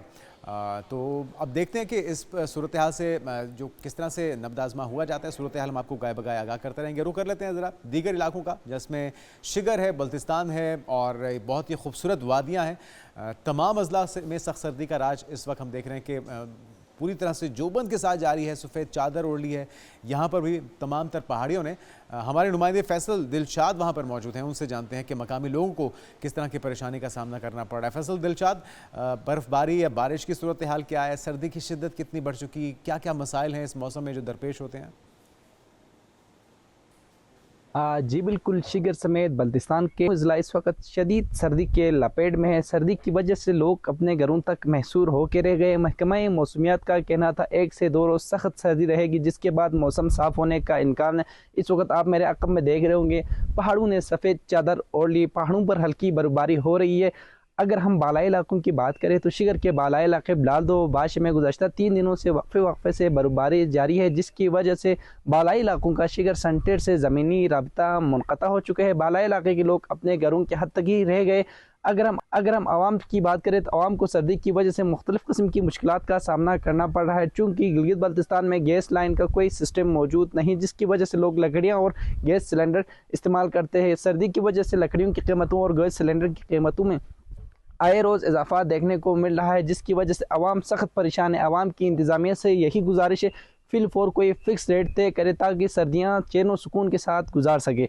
अगर हम तालीमी निज़ाम की बात करें तो सर्दी की वजह से तमाम तालीमी निज़ाम हो चुके हैं। 2 से 2.5 माह तमाम स्कूलों में छुट्टी कर दी गई, जिसके बाद स्कूल खुलेंगे और स्कूल की रौनकें बहाल होगी। जी, बहुत शुक्रिया फैसल दिलशाद। हमें बता रहे थे कि गिलगित बल्तिस्तान के मौसम से मुतल्लिक सर्दी बहुत बढ़ चुकी है, लेकिन अभी हम देख रहे थे कि फैसल के बैकग्राउंड पे भी उस तरह से पूरी तरह से बर्फबारी हमें दिखाई नहीं दे रही, लेकिन अब ये जो स्पेल है ये भरपूर तरीके से आने की तवक्को की जाती है। तो जो लोग सफ़र करना चाहते हैं, जो सयाह, वो भी एहतियाती तदाबीर अपनाते हुए जाएँ और मौसम की सख्ती यकीनी तौर पे होगी तो बच्चों का खास ख्याल रखें, बुजुर्गों का खास ख्याल रखा जाए।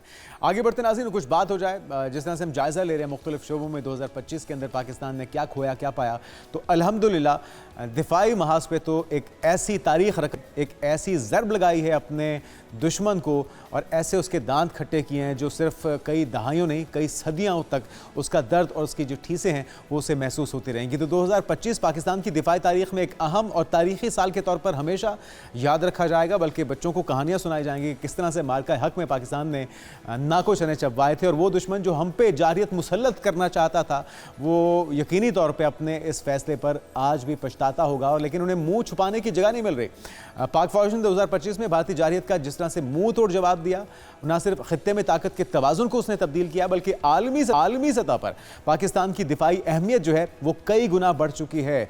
सुपर पावर समेत, डोनाल्ड ट्रंप समेत, मिडल ईस्ट हो, मगरबी ममालिक हों, पूरी दुनिया का मीडिया हो जो रिपोर्ट कर रहा है। और अब सबसे मज़ेदार बात यह नाज़रीन के दुश्मन मुल्क के अखबारात, उनका मीडिया जिसे गोदी मीडिया अमूमी तौर पर कहा जाता है या उस पहचान के साथ वो मशहूर है, वो भी पाकिस्तान की जीत के किस्से या कारनामे जो है वो लिखने पर मजबूर हो चुका है। तो इसी मार्के में army chief general Syed Asim Munir field marshal के ओहदे पर उन्हें तरक्की भी दी गई और ये वो डिज़र्व भी करते थे, और बाद में उन्हें पाकिस्तान का पहला चीफ ऑफ डिफेंस फोर्सेस भी मुकर्रर किया गया, जिसने मुल्की दिफाई ढांचे में एक नई और मजबूत कमांड सिस्टम की बुनियाद रख दी है। और इस वक्त भारत ये सोच रहा था, वो चाह रहा था कि किस तरह से अपनी तमाम फोर्सेस को यूनाइट किया जाए, कंबाइन किया जाए। जितनी देर में वो सोच रहे थे, हमने ये फैसला कर दिया और उन्हें एक और झटका, एक और सरप्राइज दे दिया, एक और शॉक दे दिया है।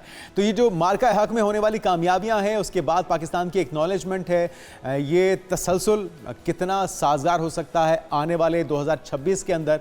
और जिस तरह से हम देखते हैं कि एक बार नहीं दर्जनों बार जिस तरह से राफेल गिरने की बात कर चुके हैं, 6 से शुरू होकर 8 तैयारे गिरने की बात होती है, इसी तरह से अनगिनत बार हमारे फील्ड मार्शल सैयद आसिम मुनीर से एक तो 2 से ज़्यादा बार उनकी मुलाकातें हुई।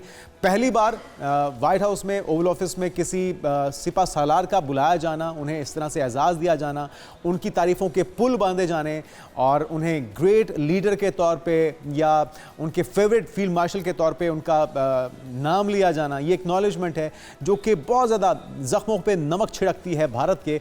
और हम तो इसको बहरहाल बायस इत्मीनान समझते हैं। ये जो सारी तब्दीलियाँ हैं ये हमारे हक़ में ही रहें। इसके लिए हमें क्या करना होगा, अपनी पॉलिसीज़ के अंदर किस तरह की हमें तसलसल को आगे लेके चलना है। Air commodore retired Khalid Chishti साहब दिफाई तजियाकार हमारे साथ मौजूद हैं। चिश्ती साहब, आपको वेलकम। मॉर्निंग में एक लंबी फहरिस्त है, मई के महीने के बाद जो पाकिस्तान के हिस्से में पाकिस्तान के दोस्तों की तादाद में इजाफा हो, पाकिस्तान की तारीफ़ों के पुल बांधे जा रहे हैं। रोज़ कोई जरीदा और क्रेडिबल जरीदे ये लिखने पर मजबूर हो चुके हैं। आज भी, गुज़श्ता रोज़ भी और रोज़ ही अब ये सिलसिला हम देख रहे हैं। डोनाल्ड ट्रंप की तरफ से जो तारीफ़ें हो रही हैं, कुर्बतें बढ़ रही हैं, मगरबी दुनिया हो, मिडल ईस्ट हो, पाकिस्तान की साथ एक झुरमट है जो चल रहा है। पाकिस्तान से सीखना चाहता है, पाकिस्तान के एयरफोर्स से सीखना चाहता है, पाकिस्तान के साथ ताल्लुकात को उस्तवार करना चाहता है। और वो दुश्मन जो पाकिस्तान को तन्हा करना चाहता था, आज वो खुद तन्हा खड़ा हुआ है। तो ये सारी तब्दीलियाँ हमारे हक़ में कितनी साजगार हैं? जी, बहुत शुक्रिया जुनैद, आपने इनवाइट किया। देखिए, ये जो अल्हम्दुलिल्लाह साल गुजरा है, ये हिंदुस्तान का तो प्लान बिल्कुल दूसरा था। अप्रैल के महीने तक हम इतने ना रेलेवेंट थे, ना उतने ही कनेक्टेड थे दुनिया से, ना ही उतने ज़्यादा वैल्यू रखते थे strategic balance point of view से इस पूरे खित्ते की। लेकिन हिंदुस्तान की कर्टसी से हम ना सिर्फ रेलेवेंट हुए, बहुत ज़्यादा इंगेज हो गए और हमारी वैल्यू भी बनी। और वैल्यू इस तरह बनी कि आपने जो परफॉर्मेंस हुई ओवरऑल पूरी कौम की, मुसल्लह अफवाज की इन जनरल, बट पाक फ़िज़ाइया की इन पर्टिकुलर, जिसको रिपीटेडली 60 दफ़ा उन्होंने इसी फ़िज़ाइया का जिक्र करते हुए उनके हिंदुस्तान के जहाज़ों को नंबर याद कराते रहे।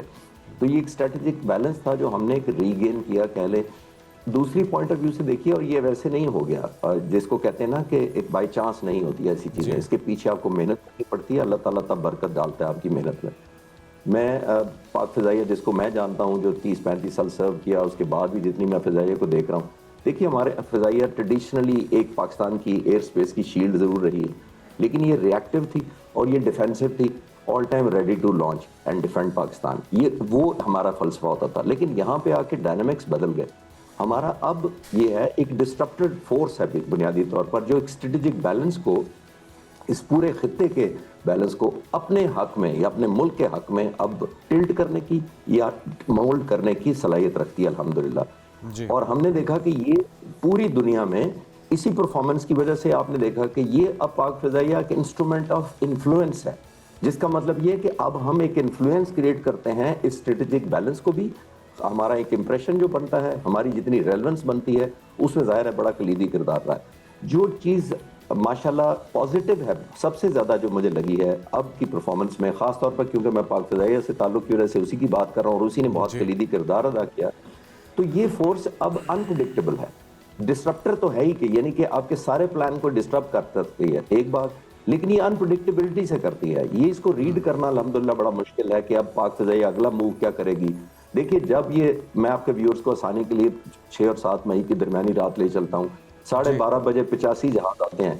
हिंदुस्तान की एयरफोर्स ने कभी नहीं सोचा होगा कि पाक फ़िज़ाइया रिएक्ट करेगी, डिफेंस से आगे आएगी, बॉर्डर के उस पार मिसाइल चलाएगी और क्या क्या साइबर कमांड तो हो, ये भी तो satellite नाअहली है हो, ना ground चिश्ती साहब, ये ना जानना। हमें तो उनकी कैपेबिलिटीज का पता है, ये तो उनके अपने ऑफिशियल्स मानते हैं कि शायद रॉ को या उनकी कैपेबिलिटीज को पाकिस्तान उनसे ज्यादा बेहतर जानती है, लेकिन वो क्यों नहीं जानते थे कि पाकिस्तान की कैपेबिलिटीज क्या है? देखिए जुनैद, काबिलियत एक और चीज होती है और हौसला एक और चीज होता है। काबिलियत उनके पास, अगर आज भी किताब खोलेंगे, अगर स्टैटिस्टिक्स करें और किसी भी किताब को खोलने में लिटरेसी, उनकी तो एयरफोर्स, आर्मी, नेवी हमसे कहीं आगे बेहतर है। तो नंबर वाइज तो बहुत हमसे आगे हैं। हमने ये देखना होता है कि ये जो नंबर है ये वैल्यू में कन्वर्ट किया अपने मुल्क के लोगों के लिए। अगर उनके मुल्क के लोगों के लिए $80 बिलियन बजट दिया हर साल, उनको 1000 के करीब तकरीबन फाइटर जहाज दिए, उन्होंने अपने मुल्क के लिए वैल्यू अर्न की। यहाँ पे आधे से भी कम हमारी एयरफोर्स तीसरे गुना है, 3 गुना छोटी है, उसके बावजूद वैल्यू रिटर्न की इस कौम के लोगों के लिए, in the form of pride, in the form of honour और इन द फॉर्म ऑफ, जैसे मैंने कहा कि बैलेंस अपने हक में, दुनिया आपकी तरफ मरकूज है। आप हमारी ना सुने, आप बाहर चले जाएं, दुनिया में चले जाएं, आप सारी दुनिया पाक फिजाइया की बातें कर रही है, सीखना चाहती है, JF-17 थंडर के बारे में पूछ रही है, आप ये देखना चाहते हैं कि ट्रेनिंग हमें दे, सारी दुनिया ये वैल्यूएट कर रही है। तो अल्हम्दुलिल्लाह ये एक अल्लाह ताला के शुक्र बजा के बाद। अच्छा, 2-3 चीज़ें चिश्ती साहब आपकी मौजूदगी से फ़ायदा उठाना चाहूँगा। 2026 में खदशात, चैलेंजेस, उस पर तो बात करेंगे ही सही, लेकिन एक जो मेरा फेवरेट टॉपिक है, जो बहुत से हमारे देखने वाले भी जानना चाहते होंगे, 5th जनरेशन फाइटर जेट्स के हवाले से आपने PFX का तज़किरा किया था और उस पर बड़ी बात हुई, लेकिन डिटेल से अभी तक हो नहीं सकी। आप अभी जितनी इन्फॉर्मेशन शेयर कर सकते हैं 2026 में कोई खुशखबरी, चाहे वो कान प्रोजेक्ट हो, J-35 का हुसूल हो, या फिर PFX के अंदर हम कितनी पेशरफ्त होते देखेंगे? थैंक यू जुनैद, आपने एक तो याद रखा और मुझे अनाउंस भी दे दिया कि मैं जितना शेयर कर सकूं, दोनों का बहुत शुक्रिया। देखिए इंशाल्लाह ताला 2026 में हम बहुत से मुल्कों के साथ इंगेज हैं, खास तौर पर अमेरिका के साथ, चाइना के साथ और दूसरे मुल्कों के साथ जिनसे हमारी ज़रूरत है।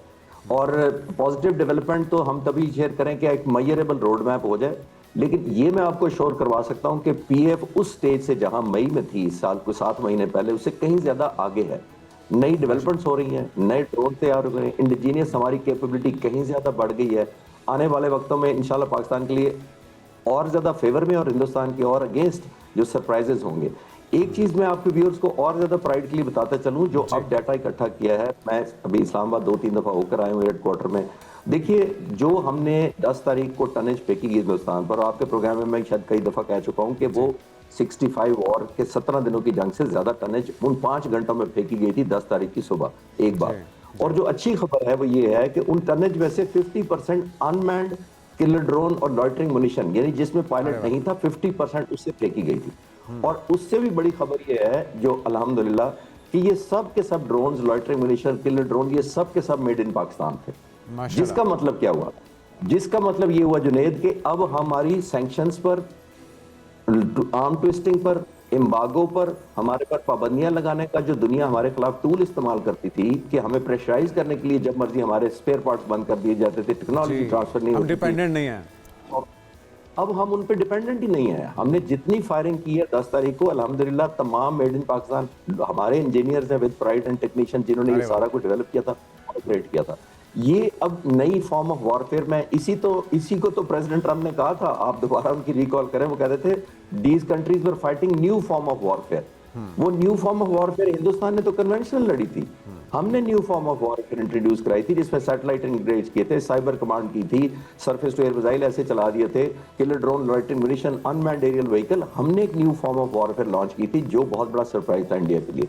आने वाले वक्तों में इंशाल्लाह ताला हम इससे बेहतर प्रिपेयर्ड होंगे और आई एम श्योर हिंदुस्तान की कैपेबिलिटी जरूर डेवलप कर लेगा, लेकिन साथ साथ हौसला भी डेवलप करना किसी भी एयरफोर्स या आर्म्ड फोर्सेस के लिए बिल्कुल इंशाल्लाह हम दुआ करते हैं और हमें पूरा भरोसा है कि हमारा दिफा महफूज हाथों में है और मौसर हाथों में है। जाते जाते 2026 के चैलेंजेस, क्योंकि फॉल्स फ्लैग ऑपरेशन के लिए पर तोल रहा है दुश्मन, डायरेक्टली तो पंगा नहीं ले सकते, लेकिन प्रॉक्सीज का इस्तेमाल भी किया जा रहा है, कभी BLA, कभी मजीद ब्रिगेड, कभी TTP के ज़रिए, और अफगानिस्तान को भी इस्तेमाल करते हुए क्या खदशात मौजूद हैं। हमारी तैयारी तो यकीनी तौर पे पूरी है ही, लेकिन जो दूसरे एंगल्स हैं, हमारे पड़ोस में ईरान मौजूद है, जो गुज़िश्ता रोज़ बयान सामने आया नेतन्याहू और ट्रंप की मुलाकात के बाद, एक बार फिर से उसके ऊपर भी जारियत मुसल्लत करने की कोशिश हो रही है। फिर यमन को लेकर सऊदी अरब UAE के जो ताल्लुकात हैं, अगर ओवरऑल जायज़ा ले सकें सोमालीलैंड के हवाले से जो इस वक्त मौक़िफ़ है इसराइल का, तो एक जो सिनेरियो बन रहा है, पाकिस्तान का किरदार क्या देख रहे हैं, क्या क्या चैलेंजेस दरपेश होंगे 2026 में? देखिए जुनैद, जहां तक अब जो नई दुनिया है वो तो बहुत डायनेमिक और फ्लूइड है और फिर अनप्रेडिक्टेबल है। आपने देखा होगा कि कोई सोच नहीं सकता था कि ये हिंदुस्तान अटैक करेगा, कोई सोच नहीं सकता था कि हमें अफगानिस्तान पर हमला करना पड़ेगा, कोई सोच नहीं सकता था कि इतनी प्रोलॉन्ग अनरेस्ट दुनिया में होगी। लेकिन दुनिया में अनरेस्ट जितनी मर्जी हो, आपको सिर्फ एक चीज बताती है, जाहिर है आपका फेथ अल्लाह ताला पे, आपकी तैयारी, और सबसे ज्यादा जैसे मैंने कहा कि आपने टेक्नोलॉजिकल एडवांटेज नहीं लूज करने के बाद हमारे पास चॉइस ही नहीं है। हम किसी भी दुश्मन के खिलाफ एक टेक्नोलॉजिकल एडवांटेज, ट्रेनिंग और अल्लाह ताला का जो ब्लेसिंग है उसके बगैर नहीं लड़ सकते। लेकिन कहना आसान होता है, इसके ऊपर अमल करना चाहिए। चैलेंजेस खत्म नहीं होने। मैं नहीं फोर्स ही कर रहा कि 2026 को ऐसा पुरसकून साल आने वाला है। दुआ तो होती है, लेकिन हमें ग्राउंड रियलिटी को भी ज़हन में रखना होता है कि आया हो पाएगा। अनफॉर्चुनेटली मुझे लगता नहीं है कि हो पाएगा। अगर नहीं हो पाएगा तो हमारे पास चॉइस यही है कि हमने अलर्ट रहना है, हमने विजिलेंट रहना है, हमने नई सरप्राइजेस के लिए कहना है, क्योंकि हम एक स्टेबलाइजिंग फोर्स दुनिया में माने जा चुके हैं। अब पहले दुनिया समझती थी कि इस पूरे खित्ते में चाइना को सिर्फ स्टेबलाइज करने के लिए इंडिया है, लेकिन उनको ये नहीं पता था कि इंडिया को स्टेबलाइज करने के लिए कौन है।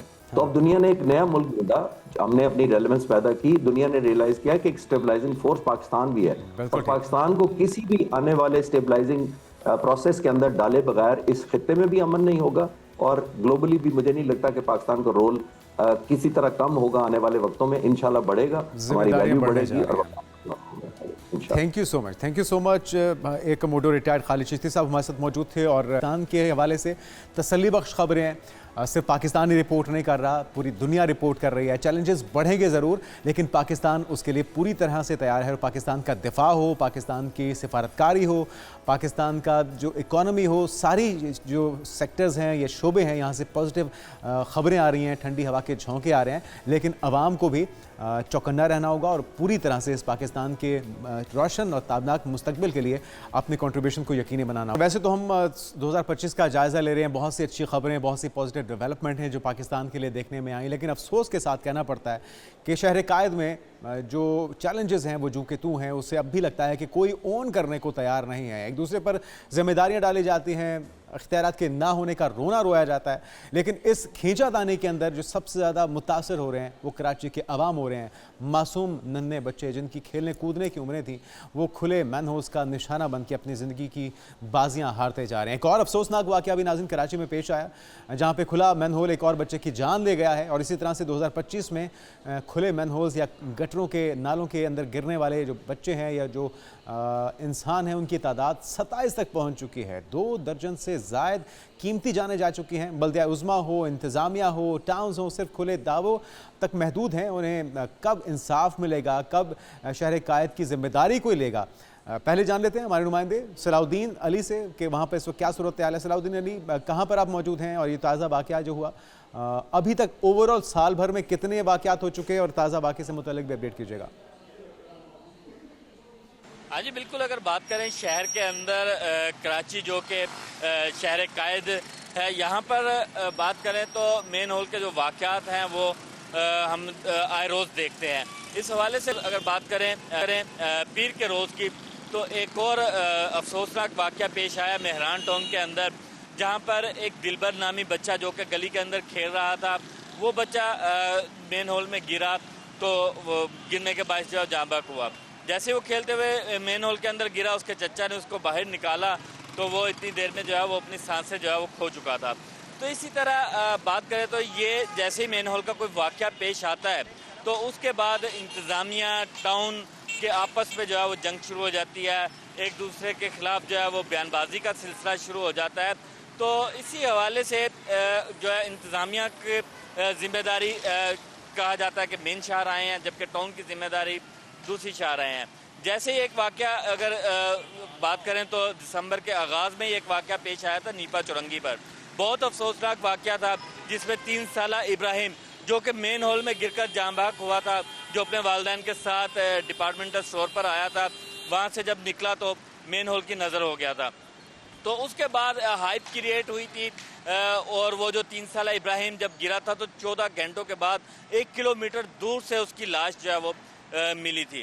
तो उसके बाद देखा गया था कि शहर के अंदर और जो इंतज़ामिया है, टाउन है, उनके दरमियान एक बार फिर लफ्ज़ी गोलाबारी भी हुई, लफ्ज़ी तौर पर एक दूसरे के ऊपर बयान इल्ज़ामात भी आयद किए गए।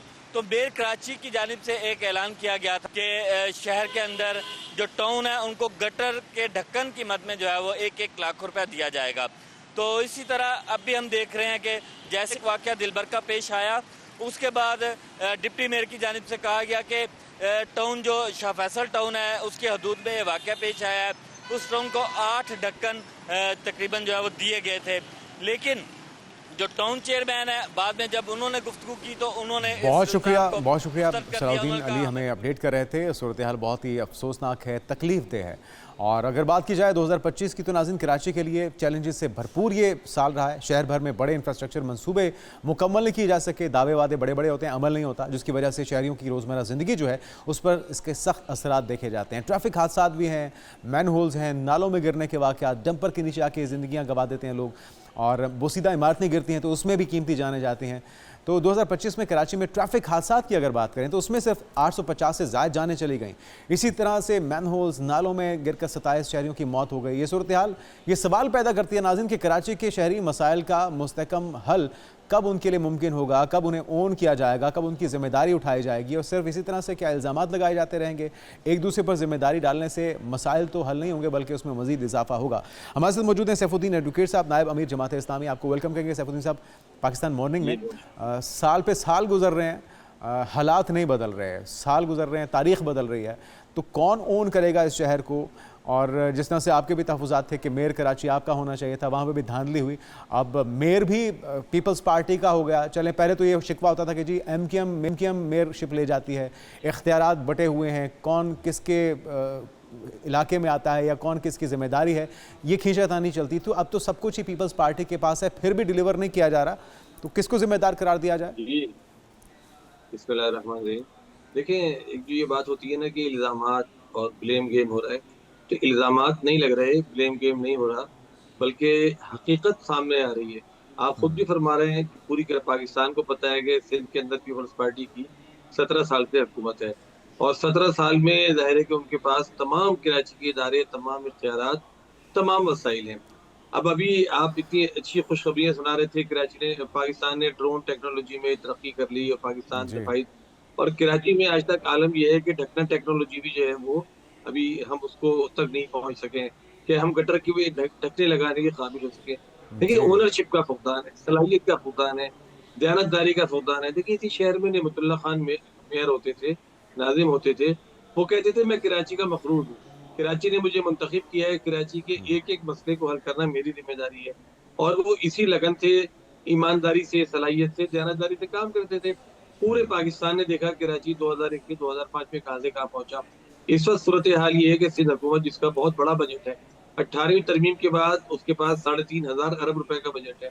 हमारी जो KMC है उसके पास 5,500 करोड़ का बजट है। वाटर बोर्ड का 47 अरब का बजट है।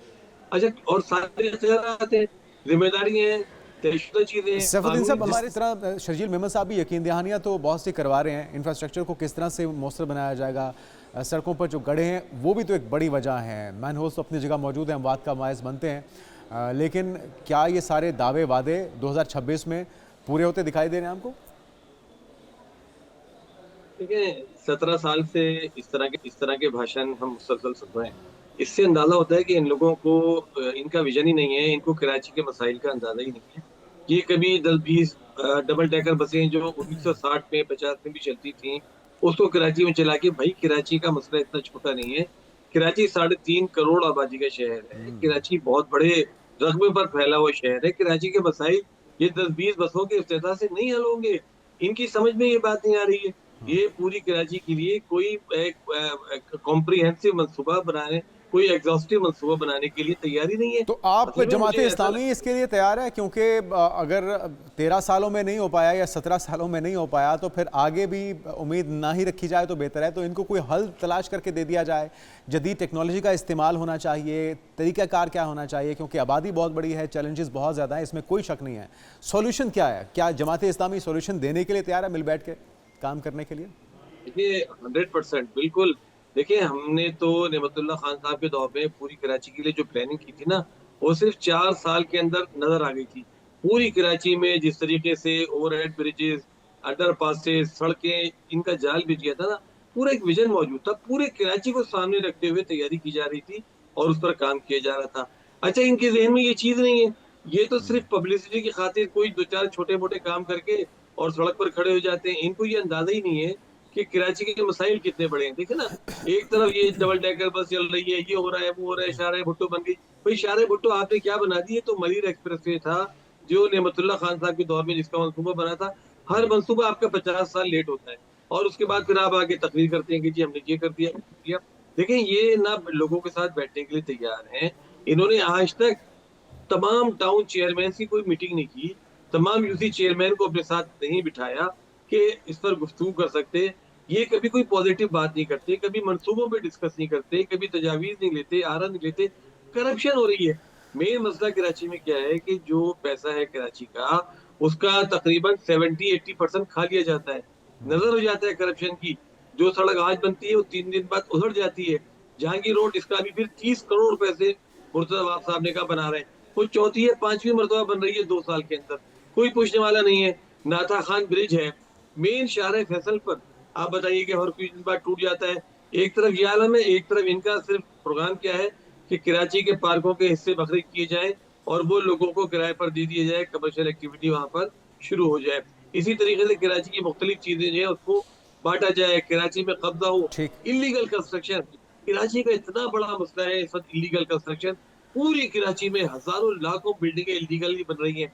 आप मुझे बताइए कि जिन लोगों का विजन ये हो, जिनको इसका अंदाजा नहीं हो कि अगर दुनिया की कोई भी प्लानिंग आप कर लें, लेकिन इतने बड़े पैमाने पर जब इलीगल कंस्ट्रक्शन होगी, एक एक घर की जगह 8-8, 10-10 फ्लैट्स बन जाएंगे, तो वो प्लानिंग आपकी नहीं चल सकती। तो आपने तो कोई प्लानिंग ऑलरेडी नहीं की हुई है। एनक्रोचमेंट हो रही है, जमीनों पे कब्जे हो रहे हैं, लोगों के प्लॉटों पर कब्जे हो रहे हैं, जाली घरों के डॉक्यूमेंट बन रहे हैं।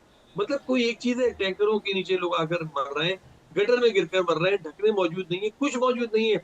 और ये कभी डबल डेकर बस का भाषण दे देते हैं, कभी पिंक बस का, कभी पिंक मोटरसाइकिल।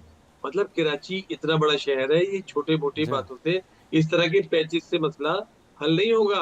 देखिए, बात थैंक यू सो मच, बहुत शुक्रिया सैफुद्दीन एडवोकेट साहब। तहफ़्फ़ुज़ात बहुत से हैं, शिकायत और ये शिकायत कराची के शहरियों को वाबस्ता है। एक बड़ा शहर है, 3.5 करोड़ से ज़ायद की आबादी वाला शहर है, मुख्तलिफ डायमेंशंस हैं, मुख्तलिफ अक़वाम वहाँ पर बसती हैं और वो डिमांड करती हैं, वो हक़ रखती हैं कि उन्हें उनका हक़ मिलना चाहिए। बुनियादी ज़रूरियात ज़िंदगी, चाहे साफ़ सड़कों की सूरत में हो, सेहत के मामलात हों, तालीम के मामलात हों, या फिर नालों की सफाई का मामला, मैन होल्स के लगने का मामला, तो ये सारी चीज़ें जो कराची के अवाम का हक़ है और ये हक़ देना उन लोगों का काम है जिन्हें चुन के ऐवानों तक पहुंचाया गया। उम्मीद करते हैं जो दावे वादे अभी तक होते रहे, 17 साल में तो पूरे नहीं हुए, दुआ करते हैं कि 2026 में इन्हें पूरा किया जा सके। 2025 कैसा गुजरा आपका, ये जानना बहुत ज़रूरी है। उसके बगैर तकमील होगी नहीं ना, और उसके लिए फिर 2026 में क्या करना है ये भी पता चल जाएगा कि गोल आपने क्या सेट किए हैं। लेकिन पहले 2026 में क्या करना है ये जानते हैं कि 2025 आपका कैसा गुजरा, आप ही की ज़ुबानी देखते हैं। 2025 बहुत बुरा गुजरा, मेरे लिहाज से बहुत बुरा है, लेकिन मैं कहती हूँ कि आने वाला साल मेरे लिए अच्छा हो और सबके लिए अच्छा हो। सही है, बहुत बुरा भी था, अच्छा भी था। मैंने सब कुछ खोया और पता नहीं कुछ भी नहीं पाया, तो मतलब सही था, अप एंड डाउन जाते रहते हैं, तो नॉर्मल था, इतना खास नहीं था। 2025 साल मेरे लिए बहुत लकी था और मैं अमेरिका से आई हूँ इधर शादी अटेंड करने और मुझे बहुत इंजॉय कर रही हूँ, बहुत मज़ा आया है। शुक्र है खुदावन का, सब कुछ पाया और 2026 में उम्मीद है कि जो इस साल हमें मिला है और भी ज़्यादा 2026 में मिलेगा। अल्लाह के शुक्र बहुत अच्छा, बहुत माशाल्लाह अच्छा गुजरा है। 2025 अल्लाह का शुक्र बहुत अच्छा रहा, काफ़ी कुछ पाया, काफ़ी मेरे कुछ प्लान्स थे जो अल्लाह ताला ने पूरे किए और अभी भी कुछ दुआएं हैं। खोया कुछ बहुत करीबी रिश्तेदार, जानने वाले, उनके जाने का बहुत दुख है। और 2025 अच्छा रहा हमारे लिए और शुक्र अल्लाह का कि अच्छी तरह गुजर गया और ऐसे नहीं खोया कुछ भी नहीं है और खुशियाँ ही मिली हैं, यानी कि अच्छा अच्छी तरह से गुजर गया। अल्लाह ताला को शुक्र है, अल्लाह का शुक्र है अल्हम्दुलिल्लाह। मेरा ख्याल है अल्लाह का जितना शुक्र करें उतना कम है कि अल्लाह ताला ने हमारे ऊपर एक जंग भी मुसल्लत की, अल्लाह ने हमें सुरखुरी किया और ज़ाहिर बात है कि अपना मुल्क, अपनी धरती, अल्लाह इस मुल्क को शादबाद रखे और हम सब को नबी पाक सल्लल्लाहु अलैहि वसल्लम की, मेरा ख्याल है बहुत अल्लाह का करम रहा। जी नाज़रीन, तो अवामी राय आपने सुनी है। मेरा जुला रद्द-ए-अमल था, किसी का साल अच्छा गुजरा, किसी का एवरेज गुजरा और किसी का बहुत अच्छा गुजरा। डॉक्टर जावेद इकबाल साहब का साल कैसा गुजरा ये भी हम जानेंगे और हमें क्या करना है, क्योंकि हमारे बड़े बुजुर्ग हमने उनको कहते हुए सुना है कि अगर कोई भी आजमाइश हो, कोई भी ज़िंदगी का मैच हो, तो उसमें दो ही नतीजे होते हैं, या तो आप उसमें जीत जाते हैं या फिर आप उससे सीखते हैं। तो क्या सीखने की ज़रूरत है 2025 में, जिससे हम बेहतर अंदाज में 2026 और आने वाले सालों को गुजार सकें। डॉक्टर जावेद इकबाल साहब, मोटिवेशनल स्पीकर, माहिर तालीम, हमारे साथ मौजूद हैं। डॉक्टर साहब, आपको वेलकम कहेंगे पाकिस्तान मॉर्निंग में। तो क्या हमें सीखने की ज़रूरत है, किस तरह से हमें और नाकामियों से बचने के लिए और कामयाबियाँ हासिल करने के लिए पिछले चैलेंजेस से सीखना है और आगे बढ़ना है? जी बहुत बहुत शुक्रिया। देखिए, ये जो हमारी तकसीम है ना साल की, कि 31 दिसंबर को पुराना साल ख़त्म हो गया और नया साल आ गया, ये हमने सिर्फ अपनी समझ की, अपनी आसानी के लिए बनाई है। ऐसा नहीं है कि ये एक सेगमेंट था लाइफ का और ये अब एक सेगमेंट ख़त्म हो कि नया सेगमेंट शुरू हुआ है। हमारी ज़िंदगी का हर साल, हर लम्हा जो है वो एक सेगमेंट ख़त्म हो जाता है और नया सेगमेंट शुरू हो जाता है। तो मैं इस बात से तो इनकार नहीं करता कि इस तरह के जब मौके आते हैं तो हमें बैठकर कुछ होमवर्क करना चाहिए, हमें कुछ सीखना चाहिए, लेकिन असल में तो हमें हर लम्हा ही ये समझना चाहिए कि जो वक्त था अब गुजर गया है, उस वक्त में हमने गौर व खौस करना है कि उसमें क्या हमसे गलतियां हुई, कौन सी ऐसी चीज़ें थी, कौन सी ऐसी बातें थी जो मैं ना करता तो ज़्यादा बेहतर होता, और कौन सी ऐसी चीज़ें थी जो मैं कर सकता था मगर मैं नहीं कर सका अपने पोटेंशियल होने के बावजूद। और हमें हर लम्हा ही अपने आप को इस रिफ्लेक्शन की कैफियत में रहना चाहिए और अपने आप को जो है वो आईने में देखते रहना चाहिए।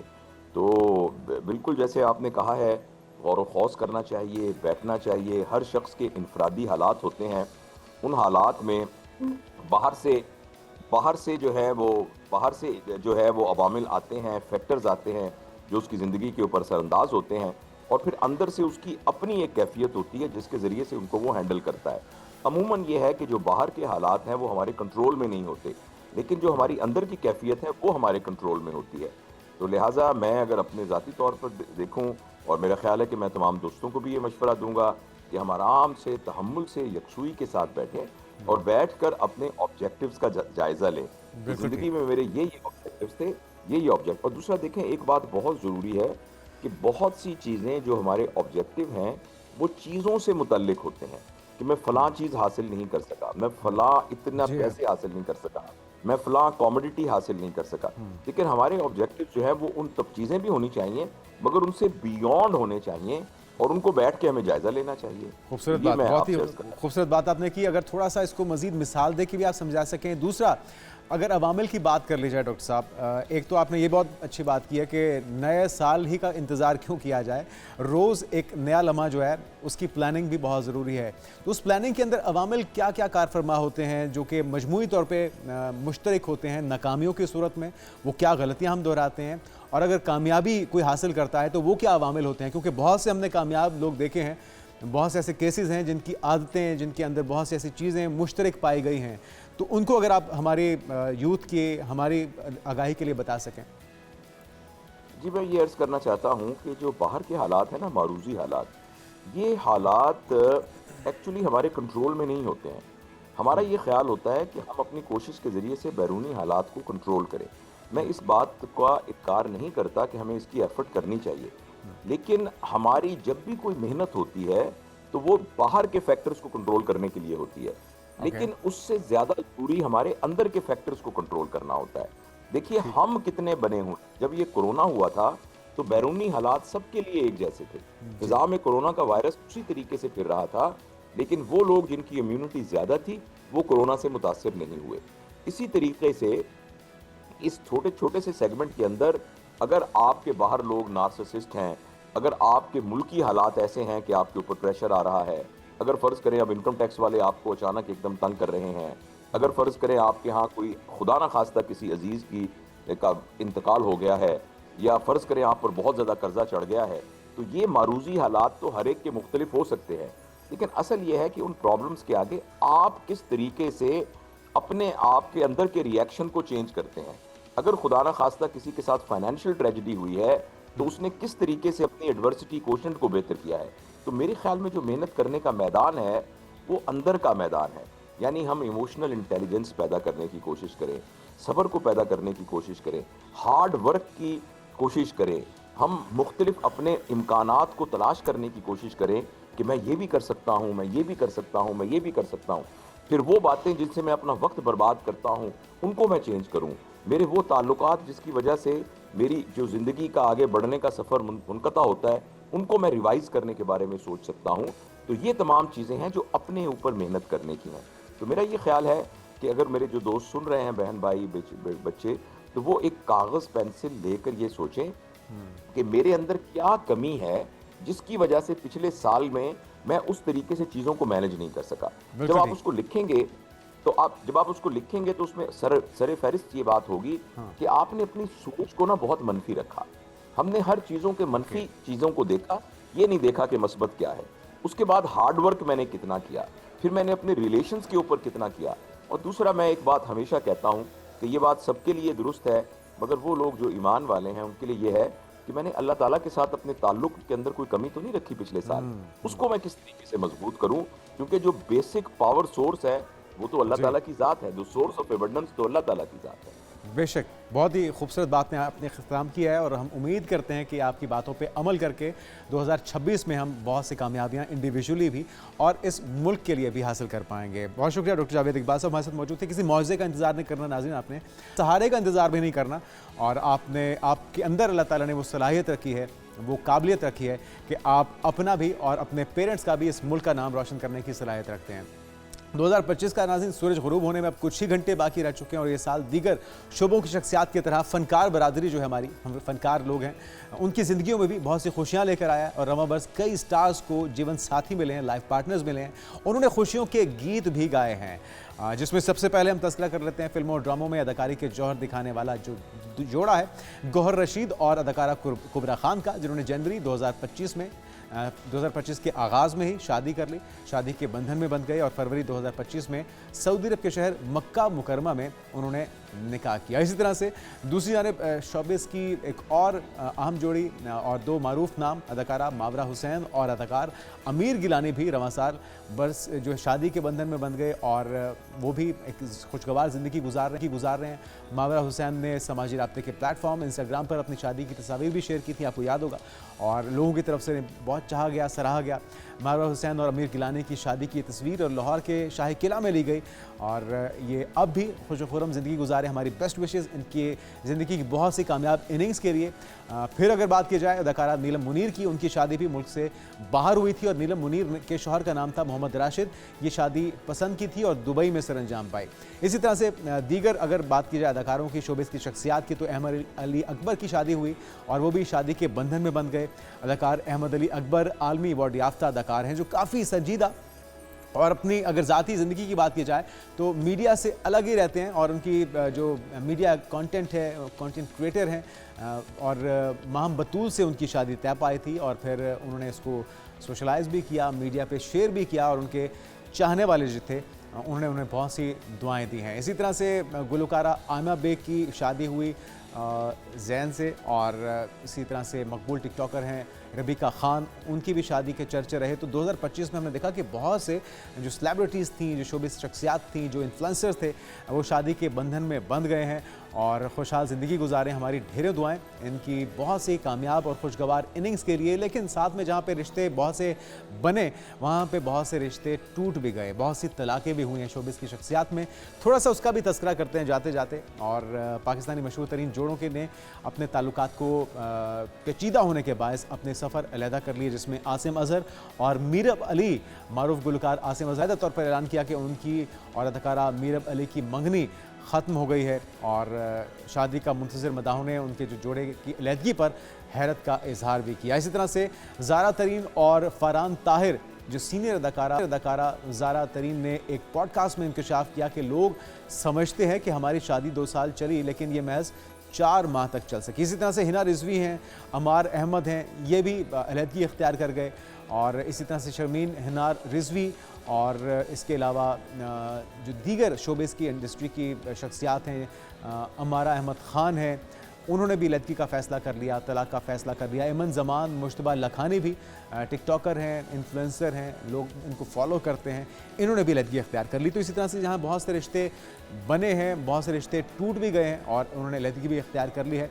तो ये सिलसिला चलता रहता है। और इमन ज़मान है, उनके हस्बैंड मुश्तबा लखानी, तो ये वो सारी तल्ख़ व शीरीं यादें हैं जो कि 2025 के अंदर हमने देखा कि पाकिस्तान की मुख्तलिफ़ शख्सियात के साथ जुड़ी रही हैं। आज हमारा आखिरी प्रोग्राम था इस साल का। अगले साल एक नए उमंग के साथ, नए जज्बे के साथ, नई तवानाई के साथ आपसे मुलाकात होगी। तब तक अपना बहुत ख्याल रखिएगा, अपने प्यारों का, अपने गिरदुनवा का ख्याल रखिएगा।